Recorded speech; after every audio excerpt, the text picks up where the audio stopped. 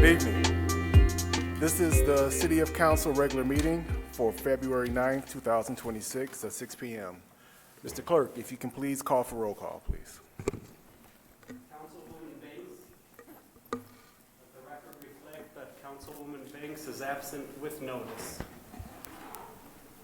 Councilwoman Bland. Present. Councilman Brightwell. Here. Councilwoman Haynes. Present. Councilwoman Pro Tem Hoag. Here. Councilman Mandelbaum. Present. Council President Hicks. Here. Sir, you have a quorum. If we all could stand as the color guard comes in for the Pledge of Allegiance, please.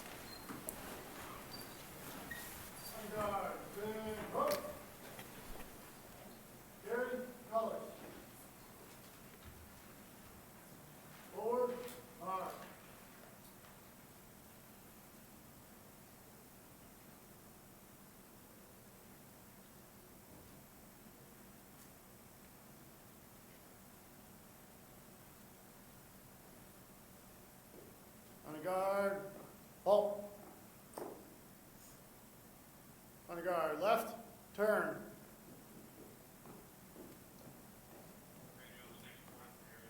Present arms.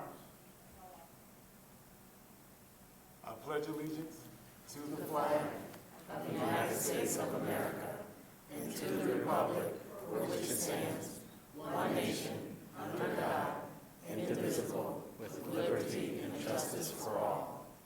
Order, arms. On guard, right, turn.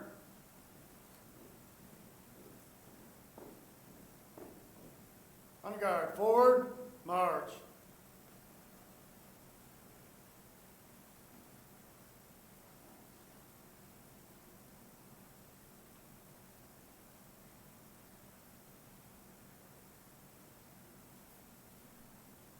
Please be seated.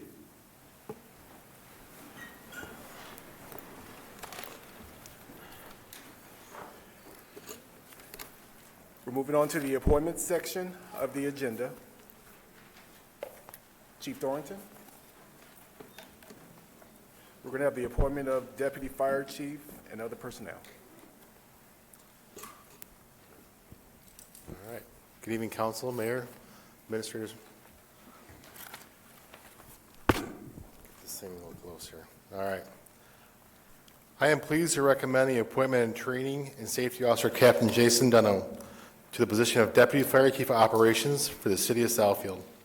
Captain Dunno was appointed as a firefighter for the City of Southfield in 2007 and had subsequently been promoted through the ranks to his current position. Training and Safety Officer Captain Jason Dunno holds a Bachelor's in Public Safety Studies from Siena Heights University and is completing a Master's degree in Emergency Management and Homeland Security from Eastern Michigan University. Captain Dunno has successfully completed his Fire Officer 1, 2, 3, and 4 certifications and obtained an Executive Leadership certification through Eastern Michigan University's School of Fire Staff and Command Executive Leadership Program. It is respectfully recommended that your honorable body approve the attached recommended resolution appointing training and safety officer Captain Jason Dunno to the position of Deputy Fire Chief of Operations effective February 10th, 2026 in the Management Group 412.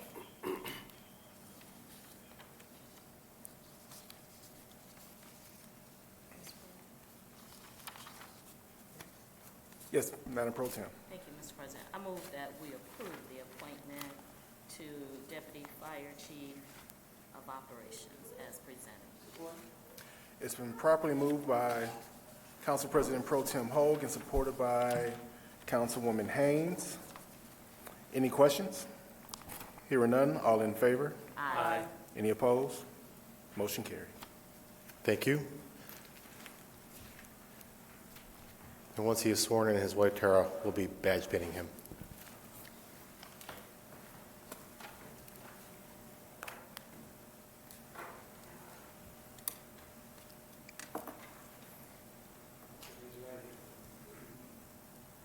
solemnly swear or affirm that you will support the Constitution of the United States, the Constitution of the State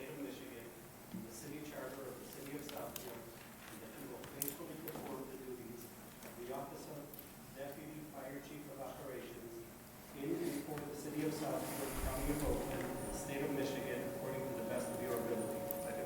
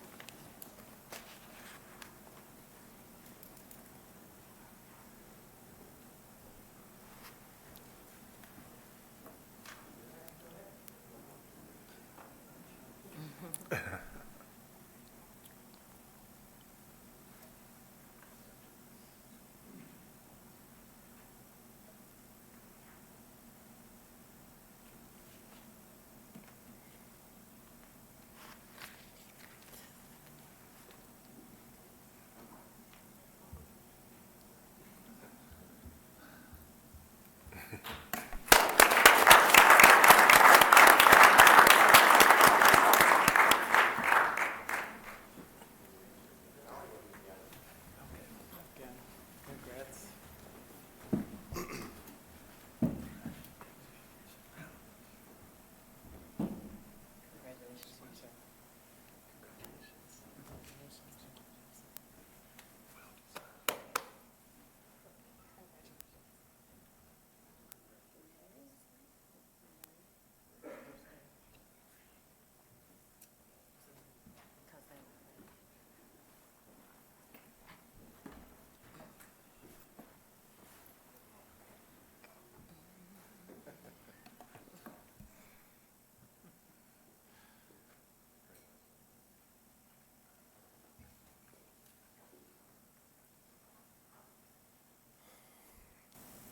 All right. Tonight is a proud day for the Southfield Fire Department as we formally recognize the promotion of 3 firefighters to the rank of lieutenant. While every promotion is important and deserving of respect, these 3 individuals are not your everyday firefighters being promoted. Each of them consistently goes above and beyond.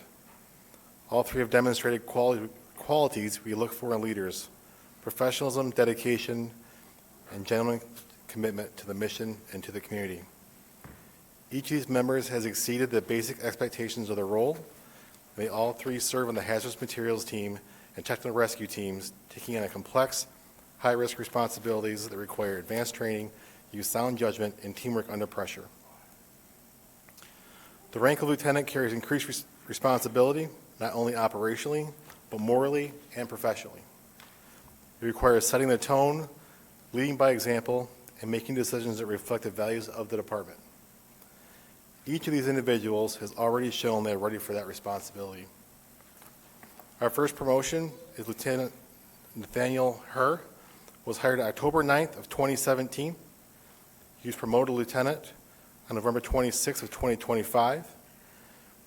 In addition to serving on the hazardous materials and technical rescue teams, Lieutenant Herr is also a member of the Tactical Emergency Medical Support Teams, TEMS, and also serves as a live fire training instructor at the Southfield Fire Training Facility. Lieutenant Herr, your hard work has not been unnoticed. This promotion is well-deserved, and we are confident you will continue to serve this department and our community with integrity. Lieutenant Herr's wife, Selena, once sworn in, will be pinning the badge on his chest.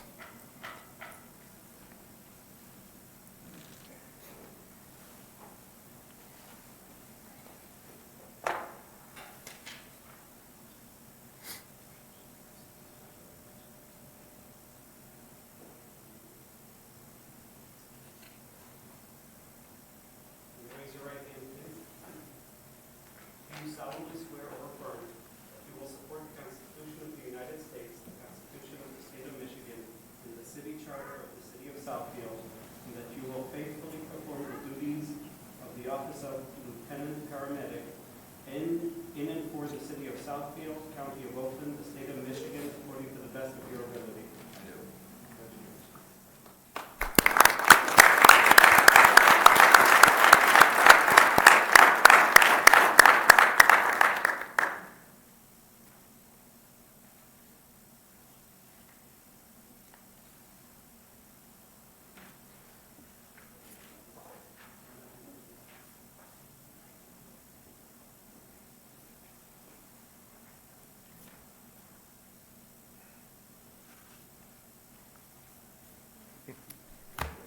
Come on up. I don't think so. Right.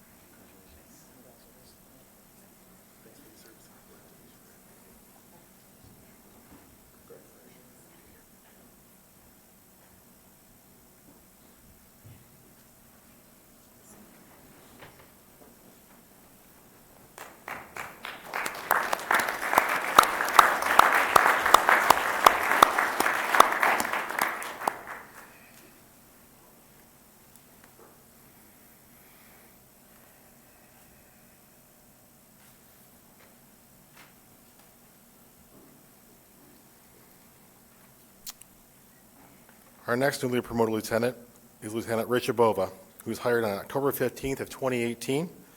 He was promoted to lieutenant on November 26th of 2025.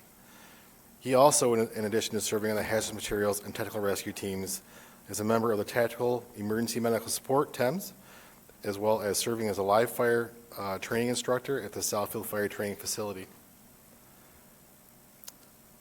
On a side note, a few of us, including Lieutenant Bova, climbed 28 floors for a fundraiser last November for adoption.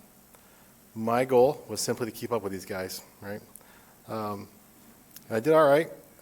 I made it to the top, not too far behind them, thinking I did a pretty good job. And then Bova, Lieutenant Bova, did it 2 or 3 more times. So the guy's a machine. On behalf of the Southfield Fire Department and the City of Southfield, I'd like to congratulate him on promotion.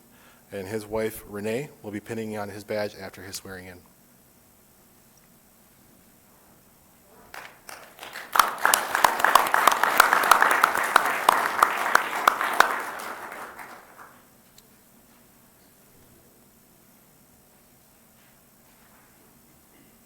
you raise your right hand, please?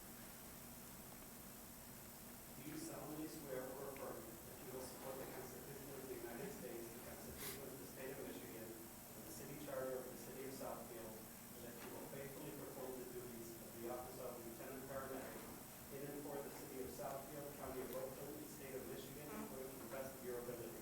I do. Congratulations. Thank you. Congratulations.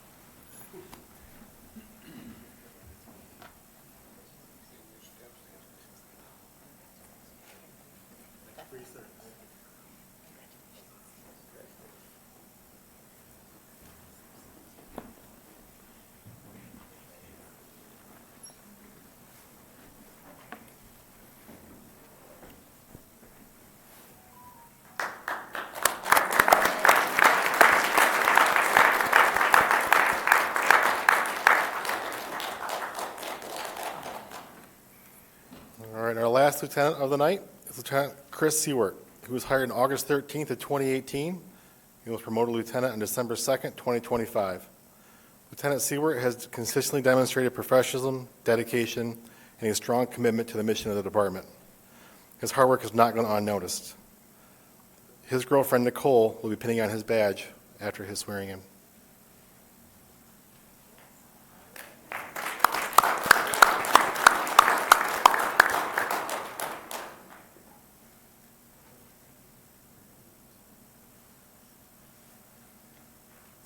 Raise your right hand.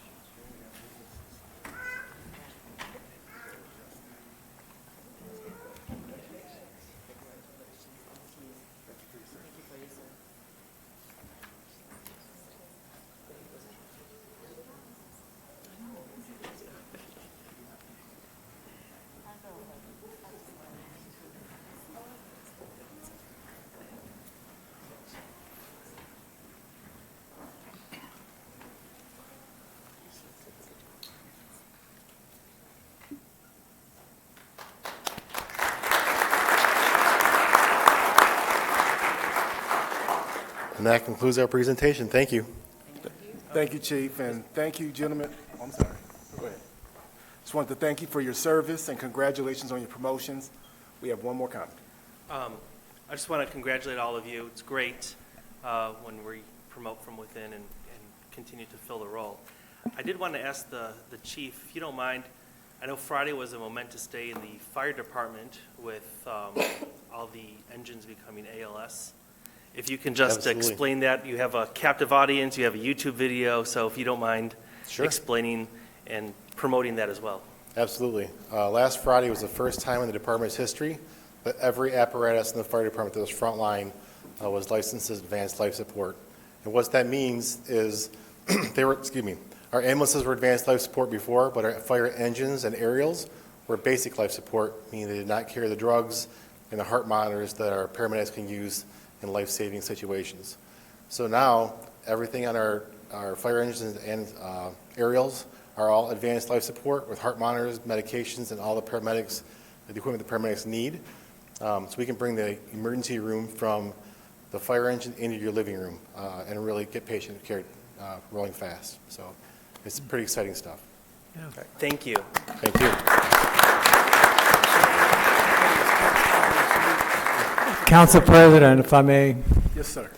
I just want to thank the department, congratulate all of you, but also we've had a series of really disastrous fires recently, and the work that the department has done under extremely adverse conditions with this weather, we salute you. I know we lost a number of people are homeless or lost their are not allowed to return to their apartments, and we did lose someone earlier due to a fire in a house fire. So again, great work. We appreciate. It's particularly hard when we have a month like we've had this year. So thank you. We will now have an appointment to the City Center Advisory Board by Mr. Mayor.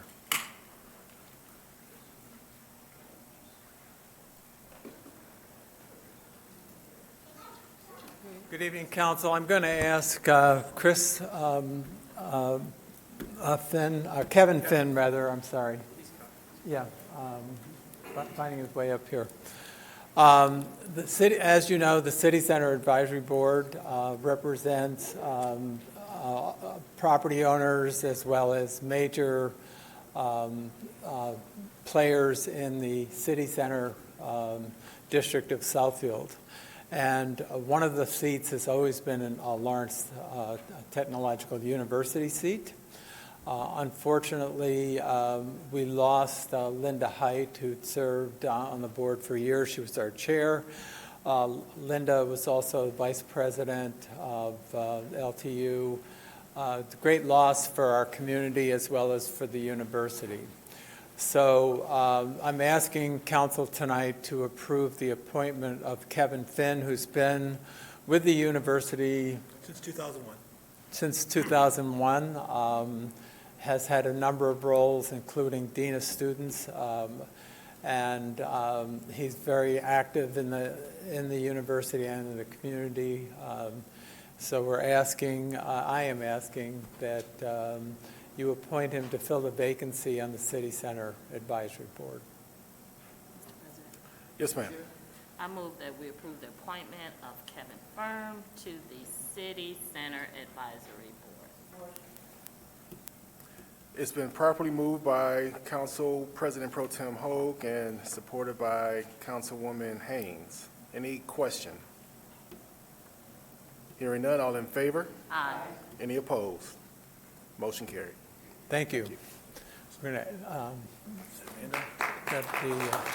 take the oath, and then we'll ask you to say hello to the council.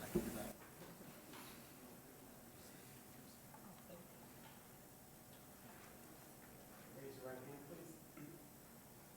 Do you solemnly swear or affirm that you will support the Constitution of the United States, the Constitution of the State of Michigan, and the City Charter of the City of Southfield, and that you will faithfully perform the duties of the office of City Center Advisory Board in and for the City of Southfield, County of Oakland, State of Michigan, according to the best of your ability?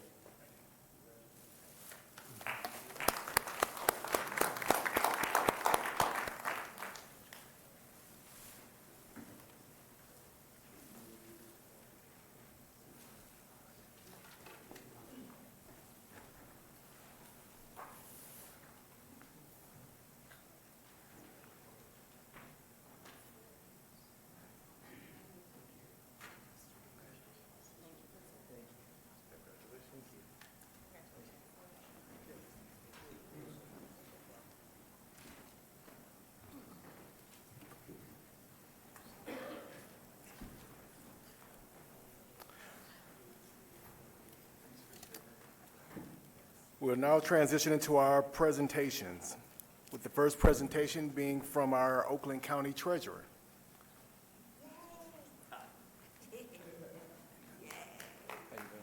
That's it? Okay. Seems like it should be pretty easy, but I can always screw up technology, so we'll see. Well, good evening, everyone. Thank you so much for having me. It's nice to see you all again. I appreciate the opportunity and the time to speak to everyone. So it's that time of year again, and why I'm coming around to try to prevent foreclosure all throughout Oakland County. So I'm trying to get to as many city council and township board meetings as I can. So I'm here, and then after this, I'm running right over to Royal Oak, and then each night, another meeting that I'm trying to get to. So doing everything we can to try to prevent foreclosure here in Oakland County. So I'm going to go over kind of the timeline and the resources, and then try to be as brief as possible, and then answer any questions that you all might have. So there we go. So this isn't easy to see, but I'll kind of tell you basically how the timeline works. It's a 3-year process. So this year, March 31st is the foreclosure deadline. So anyone who owes 2023 and prior year taxes is subject to foreclosure. Each tax year is independent of the other years, so they could owe 22 and not 23 and be subject to foreclosure. They can owe an older one, right, but 24 taxes, 25 taxes, 25 haven't turned over yet, but 24 taxes aren't subject to foreclosure. They would be next year. So again, for this year, anyone who owes 23 and prior year taxes is subject to foreclosure. By March 31st, they have to reach out to us. They have to pay in full or get onto a repayment agreement with our office. So this timeline here just kind of talks about how that works. So year one is delinquency. So these 2023 taxes, they would have been billed in July and December, so you had a summer and a winter bill, and then they turn over delinquent on March 1st, 2024. On March 1st, 2025, they would be what's called forfeited. In essence, it's just a lien put on the property, and then the foreclosure happens on the 3rd year, so March 31st of this year. And then throughout, there's different fees that are added, there's interest that's added. We have no control over it. It is statutory. It's set at the state level, all the different fees and interest that are added. There's various notifications. You can see that on the right. So we do everything we can to let people know that they owe the taxes, the interest and the fees, and that they need to reach out to us if they need help. What I always say is we don't know someone needs help unless they tell us that they need help. So we encourage them to reach out to us. So I'll go over our contact information as well. But it shows you all the different notices that go out. So this kind of gives you an idea of the scope. This was actually for last year's foreclosure. So this would have been 25. We don't have, obviously, the updated information for this year yet because it hasn't happened, but this just gives you an idea of what it looks like. So in Oakland County, there are about 500,000 or so parcels throughout Oakland County. So this is the number that turned over. So this would have been 2022 taxes for a 2025 foreclosure. So these were 2022 taxes billed in July and December. on March 1st of '23, those 41,498, that's how many turned over delinquent. So, and that's all throughout Oakland County. And then that 39,707, that's how many ultimately paid in full before the foreclosure deadline. And that 1287 is taxpayer repayment plans. So in our office, we encourage people to reach out. We also schedule what are called taxpayer assistance meetings. Those are one-on-one meetings. Myself and I think there's 6 of us, 7 total, that do these. They're one-on-one. We talk to people about their unique situation and how we can help if there's resources available to them, and then try to get them onto a repayment agreement. Ultimately, the foreclosure number, it kind of shows you there as you go down, but 172 was the foreclosure number last year. It was a slight uptick. 2 years ago was the lowest number we've had ever in Oakland County. We had about 90-something. So it ticked up just a little bit, and that number is inflated a bit as well because we had one property owner who owned 30 vacant lots in Pontiac that ultimately foreclosed, so that kind of skewed the numbers a little bit. So we had about 140 last year, just to kind of give you an idea of the scope. So timeline of things, again, this is a 3-year process. This is kind of, as you read this was referring to last year, so the foreclosure deadline last year, but as I'm coming around this year, again, March 31st is the deadline. We're encouraging people to reach out to our office, call our office, schedule one of those taxpayer assistance meetings, come in and pay if you can. If you know of someone that's struggling, please send them our way. Within our office, we have our Financial Empowerment Center. So Rita, who runs that department, is like a financial coach that can help people find resources that might be available to them. Obviously, the community outreach, that's obviously I'm going out and trying to speak to as many council and township meetings as possible. The ones that I'm not able to make it to, we have a letter that we send to them that they can read on the record that encourages people to reach out. So we're asking people to please spread the word. So again, the timeline for this year, February 18th, there's a judicial foreclosure hearing. That is when people can actually go before the judge. If they aren't able to work out an agreement with our office, or some people go directly there and don't reach out to us. You can do that, but again, we want to work with people. I always say our goal and our duty, what we're trying to do in our office is collect taxes. We're not trying to foreclose on people, but obviously we have to follow the statute. So that's the judicial foreclosure hearing. March 31st, again, is that deadline that we need to hear from you. April 1st is when the foreclosure happens if you have not paid. And then after foreclosure, there's a change in the law. I was previously served as a state representative in the neighboring district over here, right across Greenfield. And so we actually changed the law. So it used to be that if you lost your property foreclosure, that was it. You lost everything. Now, if you do get foreclosed, you can submit a claim form by July 1st, and you're entitled to the surplus. Once it sells at auction, you're entitled to that surplus for the property. So this down there kind of gives you the timeline of what that looks like. But you have to get that form in by July 1st, and then there's a court proceeding. So we would be the ones cutting the check, but we're not the ones that make the decision. So some of the resources for people to be aware of, again, I talked about the Financial Empowerment Center. Here's the phone number, 248-858-0672. All the information to schedule a TAM meeting, to reach out to us. You can go to our website, oakgov.com/treasurer. Also just want people to be aware, within each community, they do offer a poverty exemption based on your income. Here in Southfield, you'd have to call the assessor to get that information. So you want to call the assessor's department here. Also on the right there, the last thing is Lakeshore Legal Aid. We don't have a relationship with them per se, but we refer a lot of people there because they're a great organization. It is free legal services for low-income families and seniors. They do everything but criminal law and traffic citations. So if you need help, you can call that number or go to lakeshorelegal.org. They do a really great job. A couple things just to be aware of that our office that we've been kind of pushing. We have our Smart Finance Academy. So these are online webinars that can help people with their financial situation. So we did one for first-time home buyers. We did one for credit. We did one for debt management. We did one for scam prevention. So I hosted one with Sheriff Bouchard talking about how to be diligent to prevent financial scams. And what to do if something does happen. We also have a home buyer assistance program, so $5,000 down payment grant to people. They do not have to pay it back. It's a grant for first-time home buyers in Oakland County. In the middle there, that's the one that has the website oakgov.com/dpassist. We've given out, that number is actually slightly outdated. I think we've given out $290,000 in grants for first-time home buyers here in Oakland County since 2024.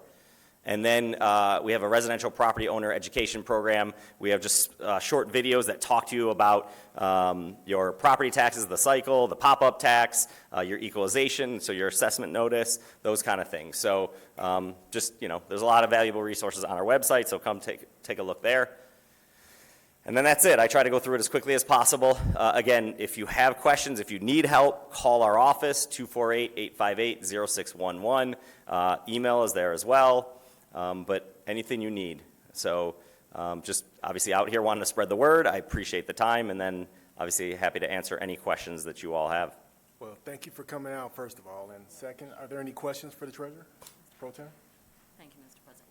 Thank you, Mr. Treasurer, for coming. Yeah. I just had, not necessarily a question, but if you can inform the public of that Form 5743, the intent to claim the interest. Can you remind everyone when that came about? Because a lot of times we hear people who falsely believe that years prior that they could, or that they're due some type of surplus. Was it 2021? So 2020, the law was updated in 2020, took effect in 2021. So it was while I was still in the legislature, because I termed out in 2020. So 2021 is when it took effect. So prior to that, there was no, right, you weren't able to get any of the surplus. There was a lawsuit, and it became a class action, and Oakland County, we actually settled that class action lawsuit. We were the only county in the state that actually settled, and then now the Supreme Court ruled on it. They were ruling whether it would be retroactive or prospective. They did rule that it was retroactive. So you have all other counties throughout the state that are actually trying to settle their lawsuit as well. But we closed ours out a couple years ago. Okay. Thank you. I just wanted to make sure you put that on the record for us. Yep. Thank And you. so and moving forward, again, that claim form, if the foreclosure does happen, they have until July 1st to turn that claim form in. We are very proactive about it in all that we do, right? We're proactive in trying to prevent foreclosure, but if it does happen, and it can happen for various reasons, then we are very proactive, sending them the form, making sure that they can get that money. Thank you. Yep. Mr. Mayor? First of all, I commend you, just to show you the magnitude of what the county treasurer's office, this is microscopic print. It represents the 40,000 or so people who, I think some people prefer just to pay interest and wait till the very last minute. We try to get people to pay ahead of time because it saves them a lot of money if you don't go delinquent and then forfeit it. I mean, this is pages and pages in the Oakland Press that's been printed twice. Yes, So that's public right. notice has been given. I'm wondering also if you could talk a little bit about, prior to the change in the law, it was very common, first right of refusal. If you could speak to that. Yeah, so that's another thing. So the lawsuit that we had settled was, so the law says that when the foreclosure happens, that the property goes to an auction. Previously, under my predecessor, they actually did an auction in person. We changed that because the place where the auction was occurring was no longer available. It was bought by a private entity. The auctioneer who used to do it retired, and there aren't a lot of auctioneers out there that do this anymore. And so we actually moved the auction online so that it would be more accessible to people, so they didn't actually had to be there physically in person.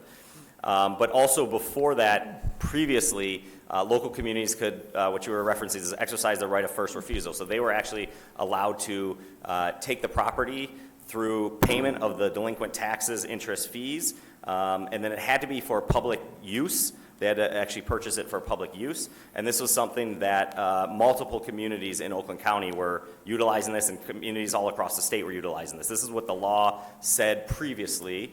And still, they can actually, it's still in the law that they can do right of first refusal as well. It's the payment arrangement has switched slightly.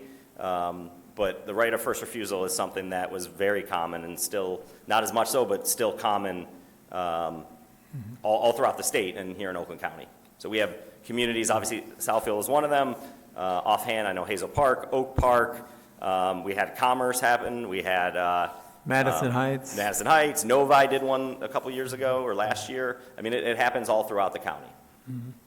And so what you're saying, again, I can remember years and years ago, before the mortgage crisis and the collapse of the economy that caused the Great Recession and caused many people first to lose their home by mortgages that were junk, and then purchased the home for a fraction of its value when the banks were dumping them.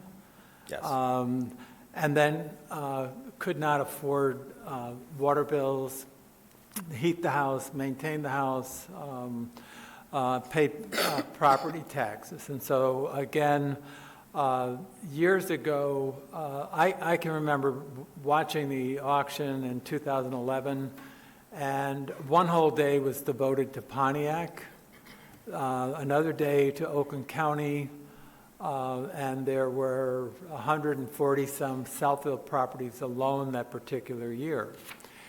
This is to say that when the city council, this one and people that are here now and years before, the city of Southfield did take first right of refusal. We found properties next to a park, we expanded a park. We put them to public use. That's common. That's very common. Was yeah. common, more so. So the narrative that some people want to hold on to is that Southfield stole people's houses. No, so, I mean, the way the law is written, right, there's a foreclosing governmental unit, the FGU. There's 83 counties. I think, I don't know the exact number, 70-something of those counties serves as the FGU, the foreclosing governmental unit, and the ones where the county doesn't do it, then the state is the foreclosing unit. But the foreclosure happens at the county for the most part, or the FGU. So what you're describing, it was not the cities that were taking the property. The cities had the opportunity to exercise their right of first refusal. And a city does not have the power to foreclose on anyone's property, correct? Correct. Okay. Well, I appreciate your being here. I know that you and your staff do not want to see anybody lose their home, but we all are responsible for maintaining our homes and paying our taxes. Yeah, I mean, we try to balance compassion with accountability, right? So obviously, the property taxes serve a purpose. And so, and some people, if they're having difficult times, then we try to help them and find grants that might be available to them. Like I said, there's also the poverty exemption for those people that are struggling. So there are different ways that people, right, could get help. So, and just to clarify, I should have started this at the beginning because you alluded to this or talked a little bit, but mortgage foreclosure and tax foreclosure are two totally different things, right? A mortgage foreclosure is a private contract that you would have with some entity, whereas tax foreclosure is this 3-year process that I was speaking about. So this is different. It is rare for there to be a mortgage on a property when it gets to the tax foreclosure because the bank or whoever it might be that holds a mortgage will step in before that's the case. Well, there's one other thing, too. Aren't there many cases where you haven't foreclosed in 3 years because people, homeowners or I should say property owners, because it applies to people with Right, it's not vacant just properties or commercial buildings. There are people that have made a payment, and so So that's exactly what I'm, right, is a repayment agreement that we try to enter with people. So we do have people, again, who might have something slightly older than 2023 taxes due, and it's because they're on a repayment agreement with us to try to get caught up. yeah. Well, I know cases of 6 and 7 and 8, 9 years before finally Oakland County said enough. That has happened in some instances, yeah, where and there's also, there's reasons why that could happen if there's bankruptcy that happens, if there's we find out there's a different interested party right, that didn't get served. I mean, there's various reasons why you would withhold a property from foreclosure. Like in our office, again, we always err on the side of caution. We'd rather not foreclose than foreclose on someone and it didn't, cross the Ts and dot the Is. All right, again, thank you for being here. Yeah, appreciate the question. Thank you. Councilman Brightwell. Thank you, Robert, for being here, and I just want to thank you for every year showing up and going through this program. And I think most of my questions have been pretty much covered in this last couple of sessions with the mayor. But what, just, in essence, just from a city standpoint, obviously, we would love for no one to have foreclosure, because we rely on property taxes so that we can survive and pay our bills. And this has been very educational, I think, for anyone listening in the audience, because you get into some of the nuts and bolts and the things that you covered with the prior questions. But just from a layman's standpoint, and from your office standpoint, what would be the first couple of signs that you know that someone is approaching foreclosure? So it's all public information, but especially through our office, right? So when like right now, someone might not owe delinquent taxes at this point, but the 2025 taxes, so the bills went out, right? Again, there was a summer bill, there was a winter bill. You have until the end of February to pay your 2025 taxes here to Southfield. And if those aren't paid by the end of February, on March 1st, in essence, we become the collections agent. And this is, again, how it is in all the counties, right? We become the collections agent on this. And so we cash flow the local communities. We have what's called our delinquent tax revolving fund, and this is how communities are able to continue, it would be hard to predict if all of a sudden you're out of $1.5 million or something in taxes. How could you operate from day to day if you didn't have predictability? So that's how this system works, is that we cash flow 100% and then become the collections agent on this. And so we know, right, when things get turned over, there's a list that gets sent over to our office when we do settlement with all the local communities. So we see that. And again, notifications start almost right away, right? It turns over to us in March, and then they start getting notifications starting in June, and then you're getting, as we showed on here, those notifications. That's the minimum number of notifications. We actually go above and beyond that. We actually have 2 property visits, so we go twice to the property to let people know that they're subject to foreclosure. There's first-class mail, priority mail, so we really do our best, and like statutorily and then above and beyond, to try to let people know that they owe, and then that also we're here to help. Okay, well, thank you very much. And I definitely appreciate your annual visit to us. And obviously, you're welcome at any time to give us a little primer on foreclosures. I always appreciate being here and seeing all of you, that's for sure. Councilwoman Haynes. Thank you for your presentation. You mentioned a Smart Finance Academy. Is that accessible 24 hours online always, or can you give a little bit more information about that? There it is. So there's the website, oakgov.com/smartfinance. I appreciate the question. So it's both. We do live webinars. We actually have one this Thursday.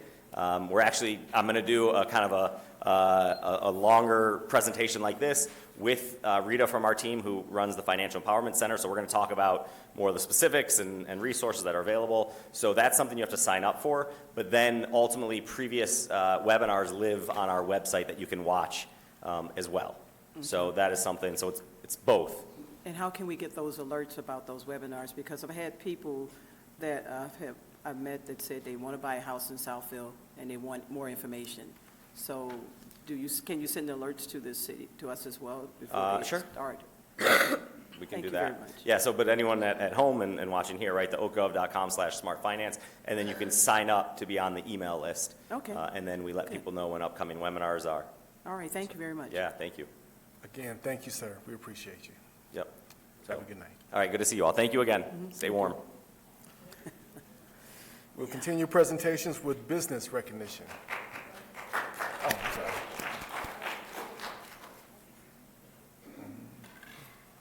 Good evening, Council President and council members.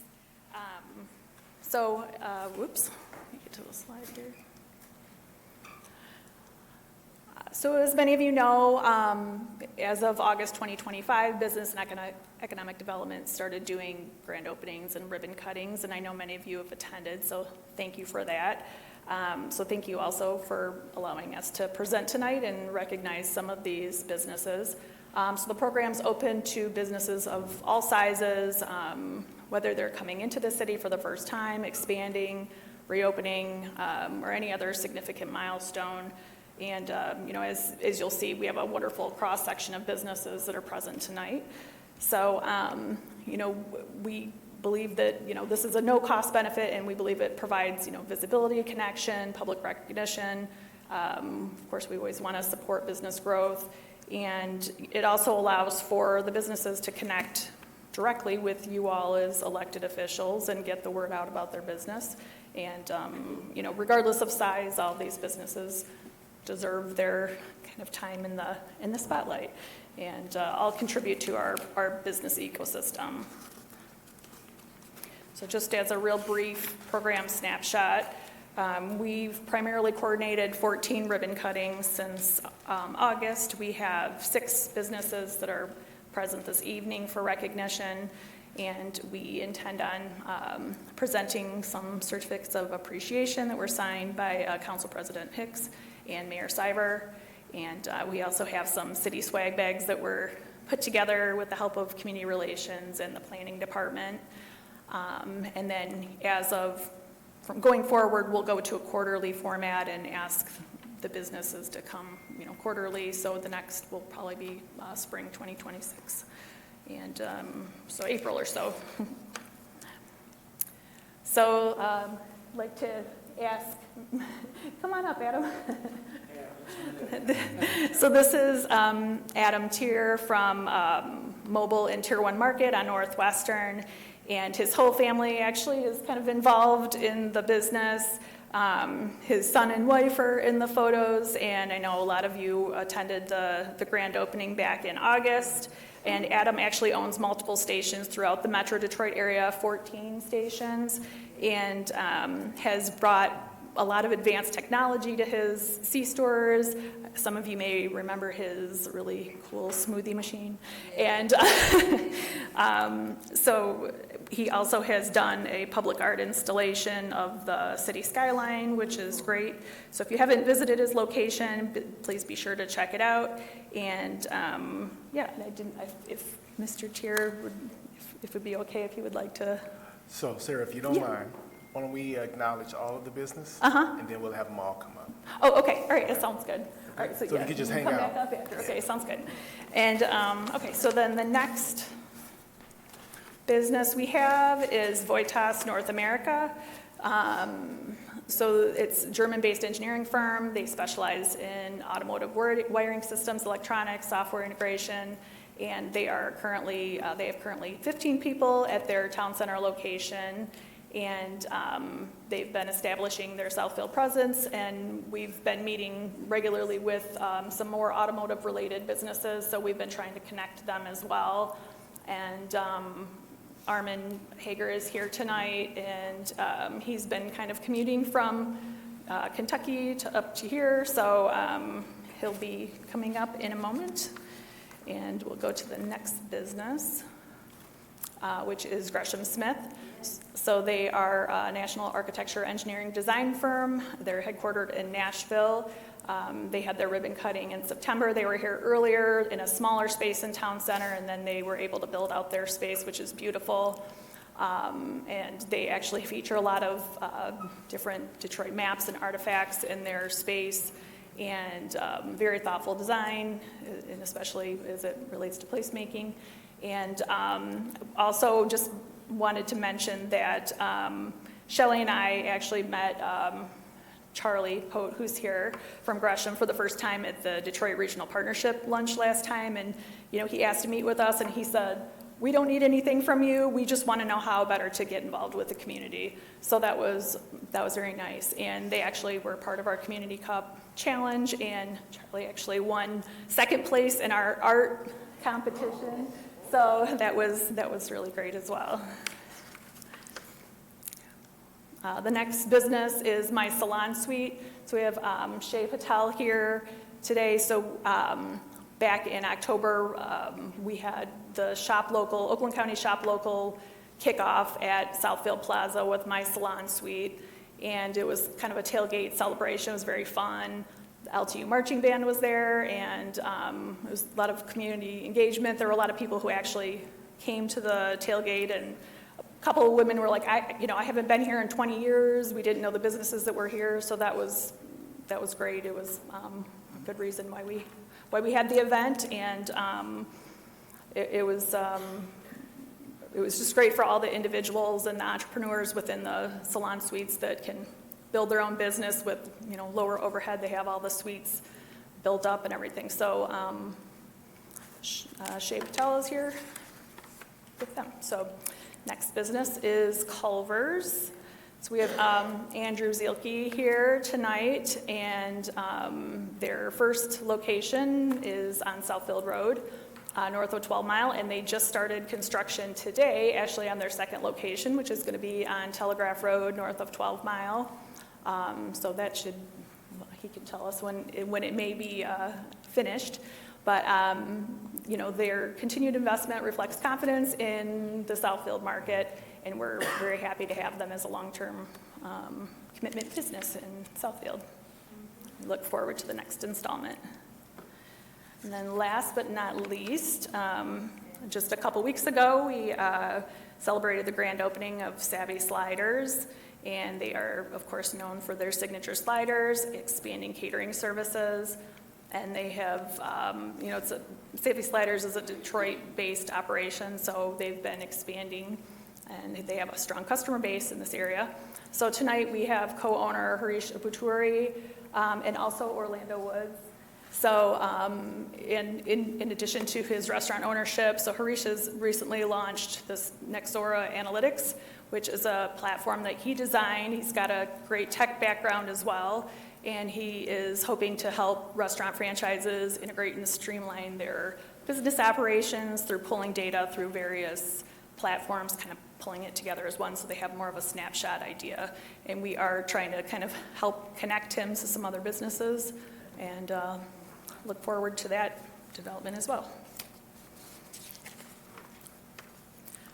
So basically just looking ahead, the whole idea, we love to build relationships with businesses of all sizes. We like to try to get them together, make connections, and we're appreciative of their investment in Southfield, but we're hoping to help them make these meaningful connections. And again, we have a nice cross-section of businesses here, and they all contribute to our business ecosystem. So that's pretty much it. And So if the business owners can please come forward so we can present you with your certificates.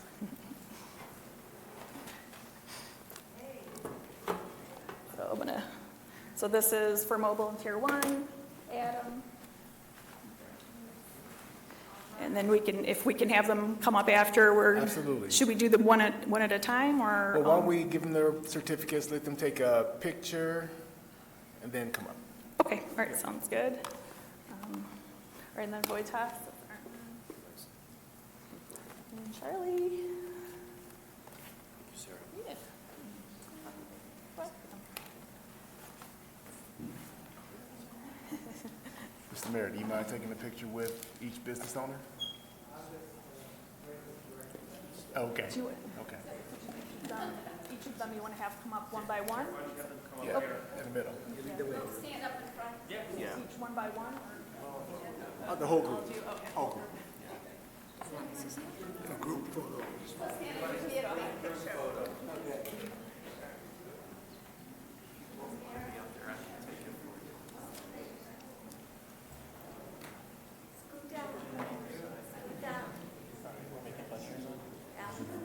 No.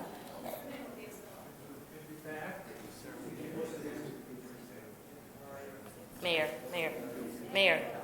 Give me a minute.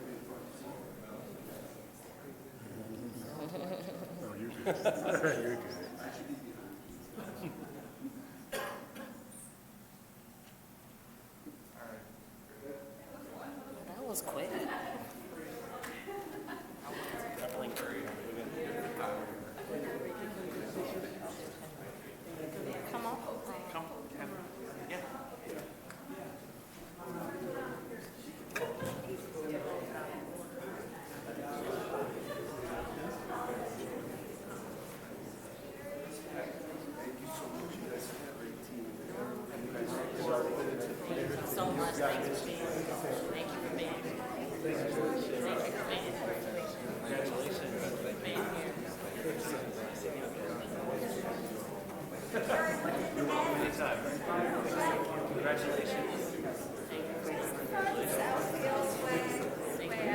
guys got any samples? Yeah. You got any samples in the pocket?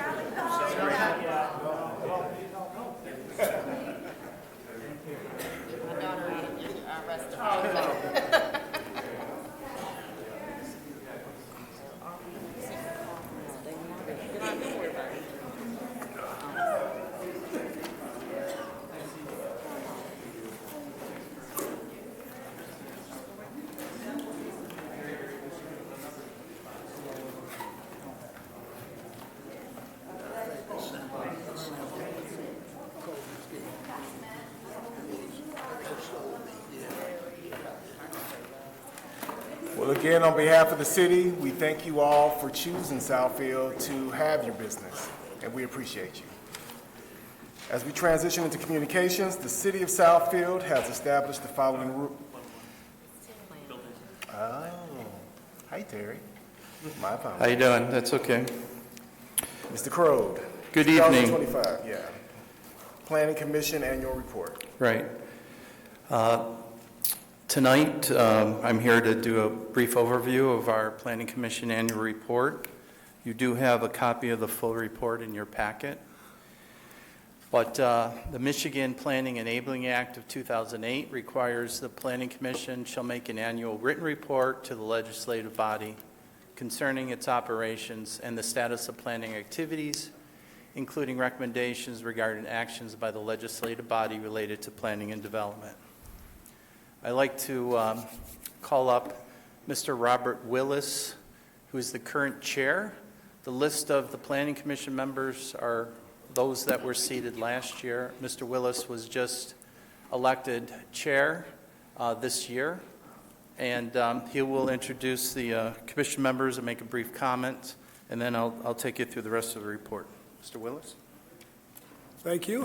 Very brief comments. I bring you greetings from the Planning Commission. It's good seeing people that I've worked with in so many different forums. First of all, we are a commission that is appointed by the mayor. There are times when I thank the mayor for the position and his trust, and there are times when I have other names for him. But I do thank you, Mayor. It has been a great honor serving on this commission. We consist of 7 men and women who are longtime citizens of this community. I've worked with a number of groups, and I cannot think of a group of people more dedicated, more sincere, more hardworking than the group that I'm working with on commission. And so it gives me an opportunity to introduce at least a couple who are here. One is Commissioner Cynthia Bernuti. Could stand up. And I think Commissioner Tony Martin is here. And again, I have been on commission for 11, perhaps, years, and I watched us do the kind of work we do, and I've never seen people as dedicated as they are doing it. So I just thank you. I just use that as my brief introduction, and I thank you. Okay. Thank you. And Ms. Bernuti was recently elected secretary of the board. Mr. Martin has served as the previous year's secretary. Our Planning Commission is very active throughout the year. We held 24 Planning Commission meetings, including 11 study meetings, 12 regular meetings, and 1 joint visioning session with City Council in June. We also keep them abreast of the 8 City Center Advisory Board meetings, 9 Southfield Public Art Commission meetings, and 15 Zoning Board of Appeals meetings that the planning staff facilitates or attends. Our land use cases included 3 standard rezonings, 4 conditional rezonings, 2 overlay development, RUDD or MUCD zonings, those are planned unit developments, 9 special land uses, 13 site plan reviews, 7 zoning text amendments, and then the planning staff administered 75 administrative site plans. Councilman Brightwell asked us several years ago to start listing the total economic development as listed on the applications. In 2025, it was $671 million. Now that did include the $500 million data center, but you can see for the last several years, it ranges anywhere from 80 to a couple $100 million, not including some of the mega projects. Our zoning text amendments, we continue to try to be flexible to address current trends, future trends, and to make ourselves more business-friendly. They included adding limited retail and restaurant uses to the OS Office Service District, adding executive, administrative, and professional offices to the B1 through B3 districts. We established specific height regulations for flagpoles. We added definition for adult day services. We worked with the city on defining public rights-of-way fences. We increased the public art requirement, and we added provisions for firearms establishments. Some of the major projects that were reviewed last year by the Planning Commission and either made it to council or council was aware is the new foster care development. That was a planning overlay development district project. Not all of these go to fruition. Sometimes they take several years, but the first step is getting their zoning and site plan approvals. Barkside Dog Bar was the second one of its kind and first in Southfield. We had many gas station C-store conversions. We had the former Specs Howard be approved for a Life Skills Village. We had a number of infill housing projects from Habitat, including Harper Home, townhomes. These are that missing middle housing, usually between 2 and 12 units. On West 11 Mile, we took the former Blue Cross Blue Shield office complex. We have a developer that's going to convert 2 office towers into multifamily residential at market rate and preserve one of the office buildings for office. We've been successful in doing infill development with Habitat for Humanity now. And then, of course, we had the full-scale Costco retail center with their new prototype gas station. Other planning department activities include working on the 9 Mile Greenway corridor, 9 Mile Trailhead, improvements to based on transportation program funding, and we're working on several phases of building out our entire 6 linear miles along 9 Mile and connecting to a 30-mile regional trail system. One of the responsibilities that the Planning Commission has taken on through the Michigan Planning and Zoning Act, and we have an extensive study session this Wednesday, is the annual development of the capital improvement plan, where we have many departments present their capital plans that are tied into the budget. Southfield DDA strategic plan, we adopted that as a sub-area plan in the comprehensive master plan. And then we have been involved working closely with the clerk's office on zoning map certification. So we take all of the zoning amendments over a course of a year or two. We vet that, we update the zoning map, and then we have the mayor and clerk certify it. And we continue to be involved in working closely with our economic development team. We help host and present an annual lunch and learn on adaptive reuse. Many art installations are featured here. I believe in the last 2 years we've had 14 public art sculptures or murals installed.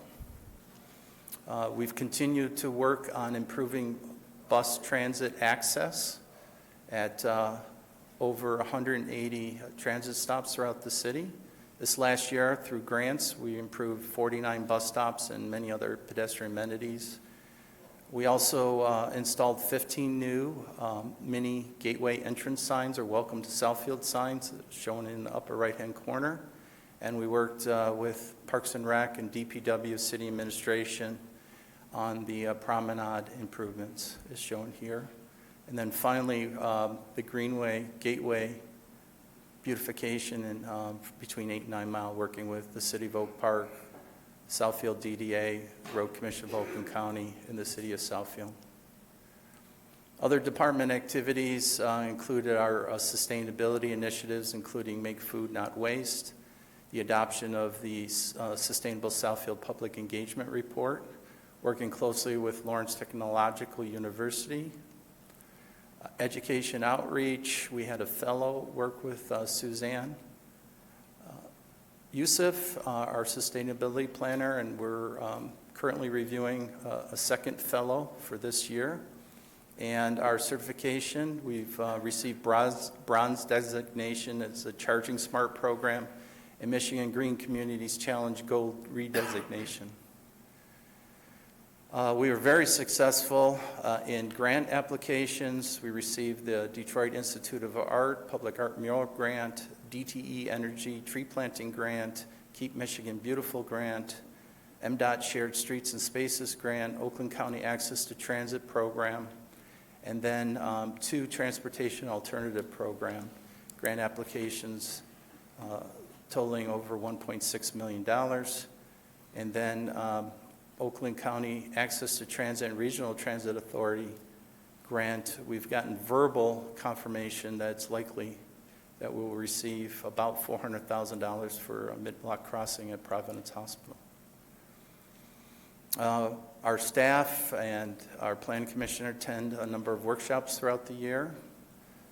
We're working on a number of new initiatives for this year, including accessory dwelling units, drone facilities, reuse and redevelopment, group homes, woodland and tree preservation. We'll be meeting with the Neighborhood Services Committee to talk about that. We'd like to do some upgrades to natural lawns. We continually review our comprehensive master plan each year on implementation. We continue to build our trail network throughout the city.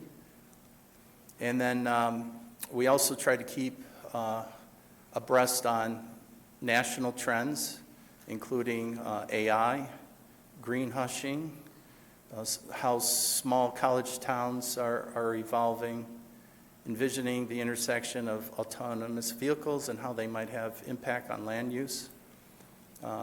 Social media continues to be both a positive and a challenge when misinformation gets spread very quickly. Data is disappearing at the federal level based on the current administration, and then also building trust with local officials based on a lot of misinformation that's happening out there. So with that, that's a very high-level overview. A very detailed report has been provided to you. And if there's any questions, I'll be happy to answer them. But we are looking for authorization to receive and file the report tonight. Councilman Mandelbaum? All right, Mr. Crode, thank you very much for this report. It's always amazing how much work your department does, as well as with the Planning Commission. So I do want to thank the Planning Commissioners as a whole, especially the ones that are here this evening. You know, I think you meet almost as regularly as we meet as a council, and you take a lot off our plates. When we have our annual meeting together with the Planning Commission, we talk about, you know, what we're looking for or what we would like you to look for and help when projects come through before it gets to us, and you help refine those plans, those processes, and we very much appreciate it because it does take a heavy burden off of us. So thank you very much. We do appreciate it. I'm speaking for myself, but I'm sure my colleagues would agree. We agree.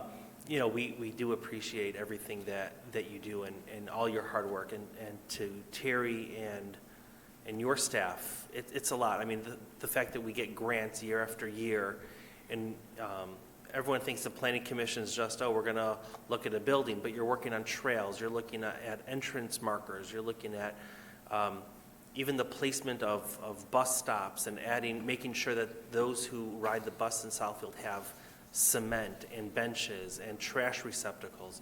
So all of that really, all those little details really show how much your team cares about the residents, the businesses, those who pass through Southfield, and really help with the beautification of Southfield. So thank you very much to your team. Please pass that along.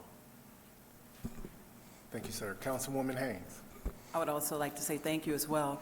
Can you give us, at least the audience, some details about the bags that Shelley just had? Can you just tell a little bit more about those and What's going on with that? Yeah, a few years ago, we were trying to come up with a creative way to market the Southfield City Center in the city of Southfield. And so we said, let's start promoting the different pieces of art that we have. And Sarah Mullally has come up with a design, and we're on our third year. But we print up 5,000 bags, and we give them out at multiple events throughout the year. And we go through all 5,000. Last year, to get a little more excitement and buzz, we started a contest to have a picture taken at some iconic place in the United States, in Michigan, or in the world.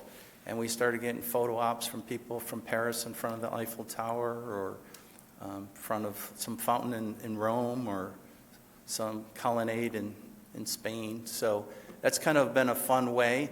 And I'll tell you, they fold up really nice. They're great travel bags, whether you want to put some groceries in there or dirty laundry or gifts. They're nice. And I've traveled many places, and people will come up to me and say, "Where'd you get that?" And I always keep an extra stash and hand them out because we're proud of all the good things that we've done. And I know you've submitted some photos as well, so thank you. Councilwoman Bland. I want to thank you for the 7 to know trends. I tell people all the time, if you're trying to catch up to a trend, you're already too late. And I love that you're paying attention to autonomous vehicles, small college towns left behind, and of course, green hushing. I think that people don't pay attention to those things, and I think this was a great part of your presentation. I'm excited to hear more about it, especially your thought process on AVs in this community, because it's coming. Communities have tried it, and so I'm glad that you're actually taking the time to look into them. So thank you for Yeah, this. thank you. I appreciate it. Any other questions or comments? Charles, let me. Sir? Okay. Terry, obviously, I always appreciate your presentation. I appreciate what your department is doing. I think months ago, I mentioned, well, years ago, this is, and when I was in corporate, when I was working, I was exposed to a lot of things that, in presentations, and I mentioned that you reminded me your CIP process of what you want to do, and I think I really appreciate you doing that. And I do believe that the City of Southfield Planning Department is recognized as a best practice. You're doing some leading, cutting-edge stuff. So just keep it up, and we appreciate you, and obviously I appreciate you. And I appreciate the info that is presented. That's really, even before I was a council person, info was one of my major interests. So thank you. Thank you. I got a great team, many professional certified planners. The National Planning Conference is being held this year in Detroit, and I was honored and pleased to find out that we were selected for 2 mobile workshops. To get to your point that we're being recognized by our peers and throughout the country of best practices and leading in the area of placemaking, art, trail development, and design. So I'm very happy to be leading those workshops and bringing people here to Southfield to see all the good things that we're doing. And we have a very dedicated planning commission members that take the time and actually drive out and visit the sites, and they're well informed, and they read their material, and they come and ask good questions. So I'm very, very honored and privileged to be working with such a good group. Thank you. Thank you, sir. Could we Go just ahead, ask sir. for a receive and file? Yes, sir. Thank you. Mr. Chair, Yes, sir. I'd like to move that we receive and file the 2025 Planning Commission Annual Report. It's been moved by Councilman Mandelbaum and supported by Councilwoman Bland. Are there any questions or comments? Hearing none, all in favor? Aye. Any opposed?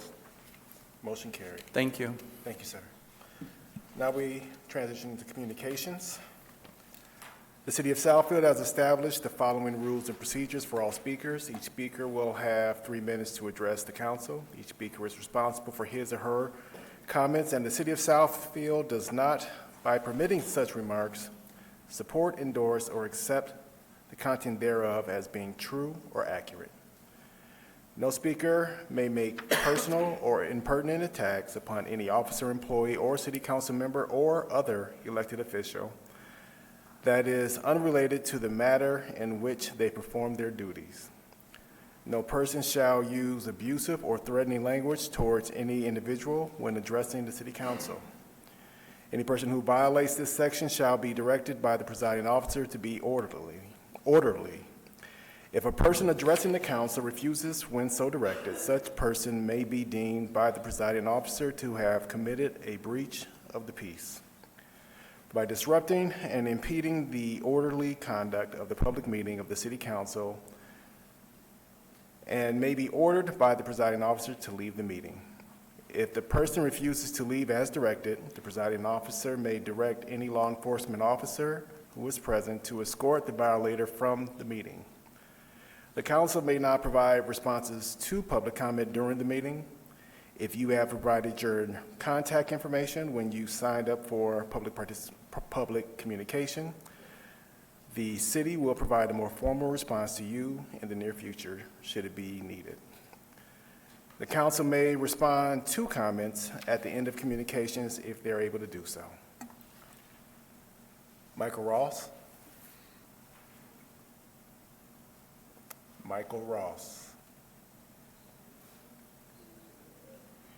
Susan Yagishian. Yagishian.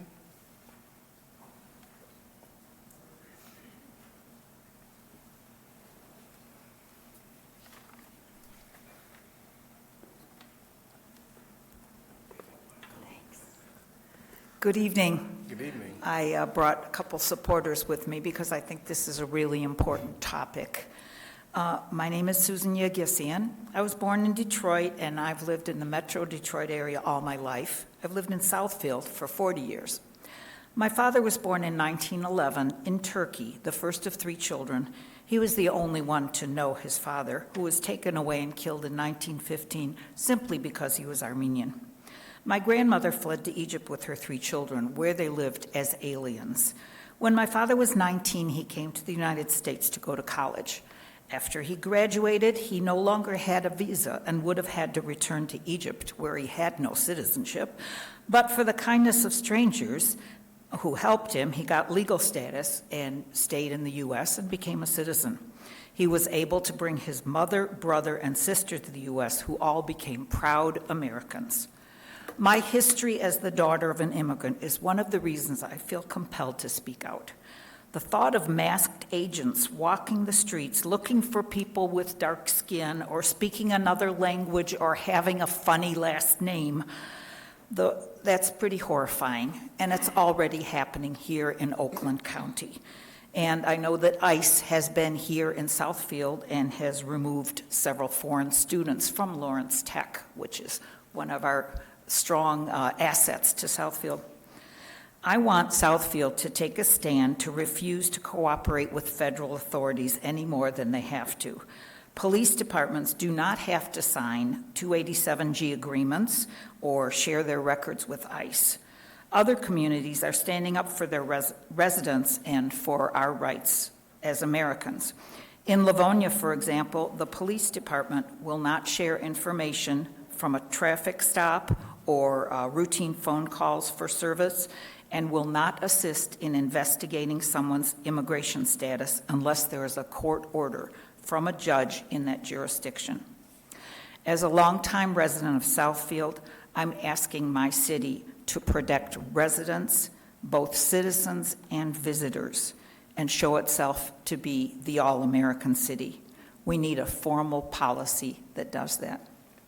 And I'll take my last 35 seconds to advertise an event coming up in Oak Park. We're going to have a Labor Day celebration to celebrate workers and the people who built this area.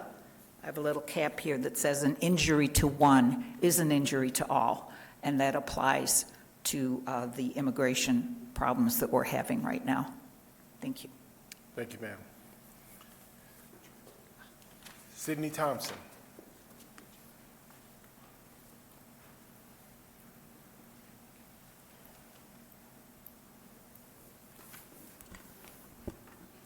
Good evening.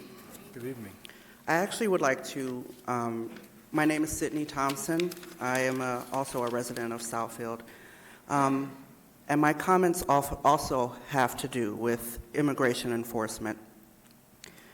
I've been a resident of Southfield for most of my life, and I've always been proud to live in a city that boasts so much diversity in terms of race, religion, and ethnicity.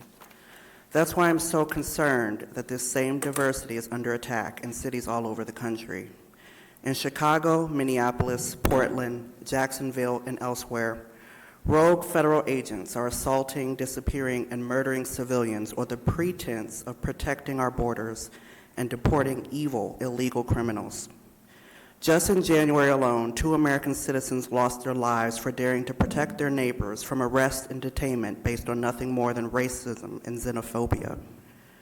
Both citizens and permanent residents are having their rights violated on a daily basis. And although Southfield often boasts itself as a quiet and peaceful place, we cannot delude ourselves into thinking for even a second that what's happening in other cities and regions can't happen here. As I look at this council and I look at the people in this room, many of us are members of some minority group. That is also true for Southfield constituents. It is not enough to offer thoughts and prayers while neighbors are being beaten and killed in these streets. If Southfield city government has not already begun making formal and informal plans to address Border Patrol or ICE activity when it's within its borders, I urge you to begin doing so. These illegal operations rely on the cooperation of local and state entities, police departments, mayoral offices, and state representatives. We must decide what we want our legacies to be and what we're willing to fight for when it truly matters. Thank you. Thank you, ma'am. David Carter.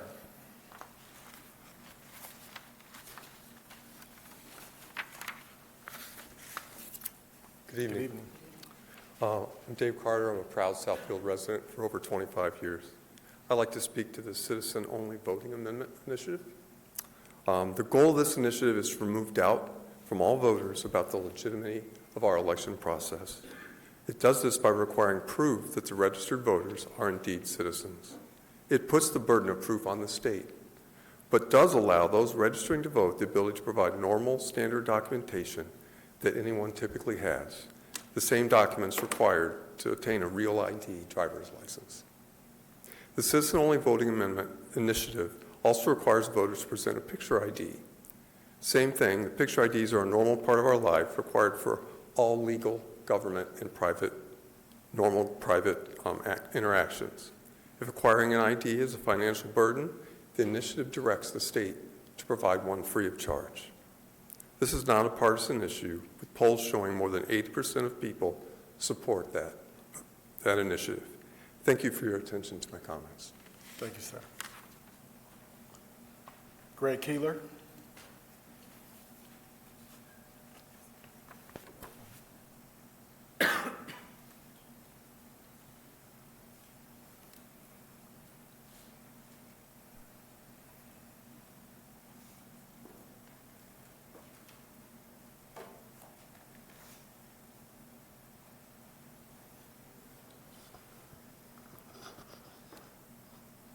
Greg Keeler, Southfield resident.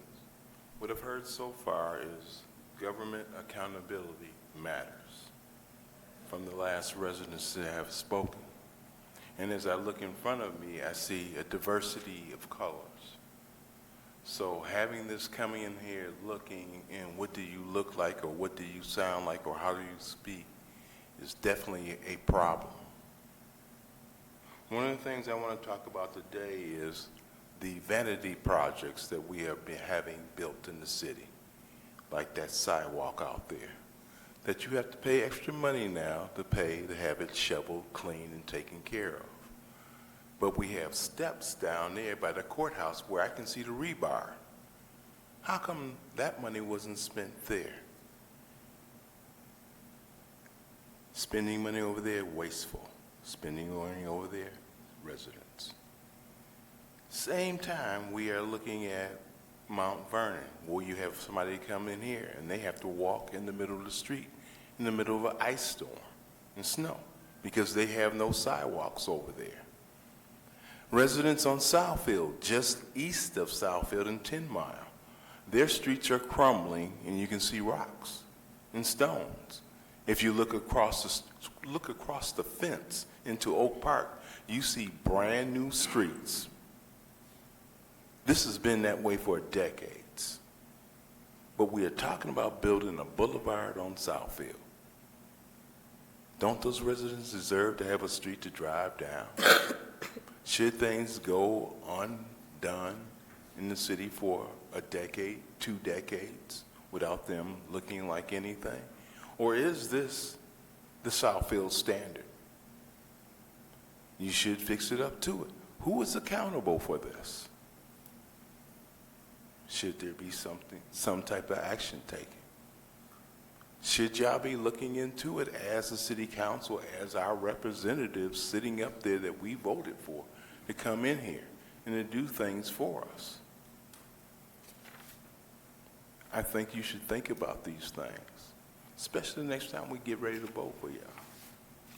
By the same token, down the street at Berg Road, you have the same thing there. Property that needs to be fixed that's owned by the city. How come it's not being fixed? How come we're doing vanity stuff? Thank you. Thank you, sir. Gerald Molen?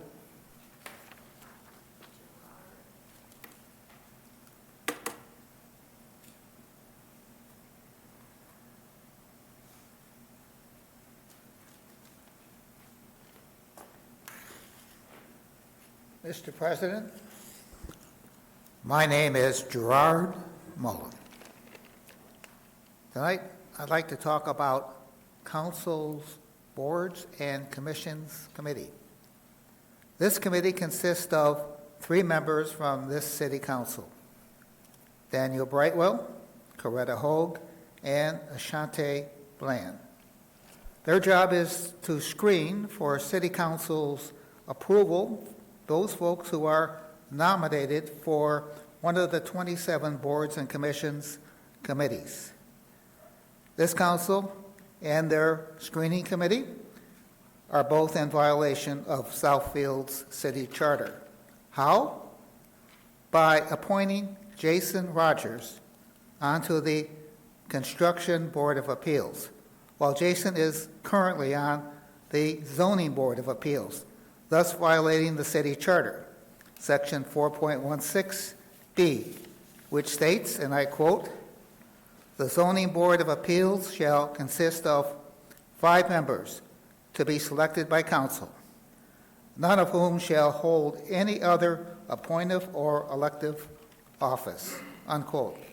Because Jason Rogers is on the Zoning Board of Appeals, he is precluded by the charter from being on any other board or commission, in this case, the Construction Board of Appeals. This council and their 3-member screening committee were both asleep at the switch. A copy of the city charter can be found on this city's website. I suggest that you folks read it, especially the first 27 words of section 4.16B. Those who make the law should know the law, at least at a minimum knowledge of the city charter, in order to fulfill your legal obligations correctly. Thank you. Mr. Mullins, I apologize for saying your first name incorrectly. Thanks for the correction. There's no S on Mullen. Thank you, Mr. Mullen.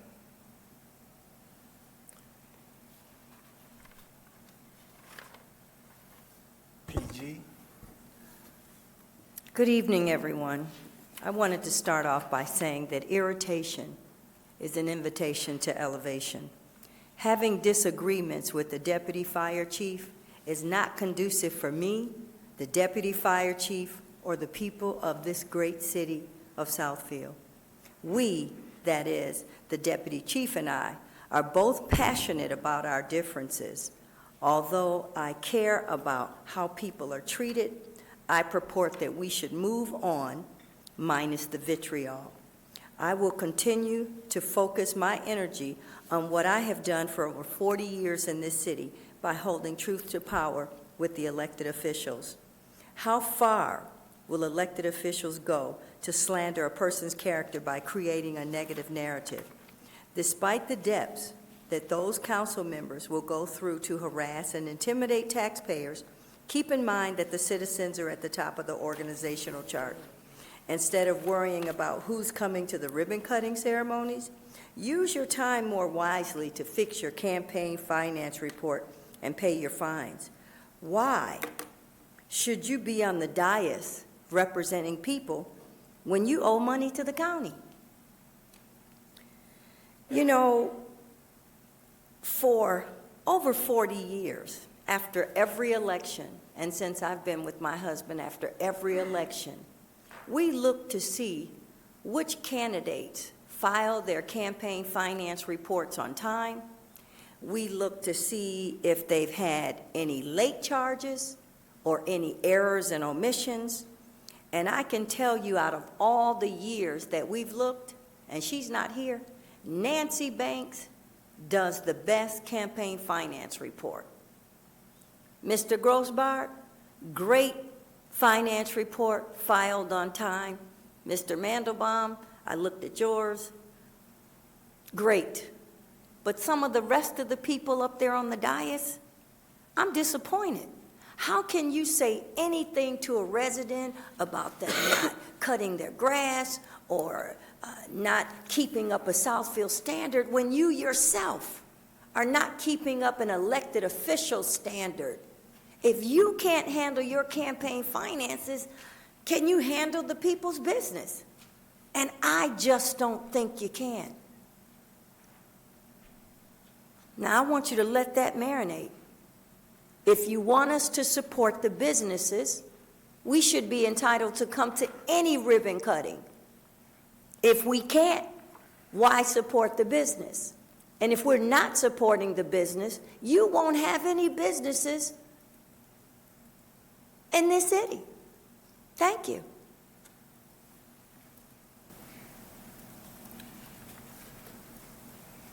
Kevin Bond?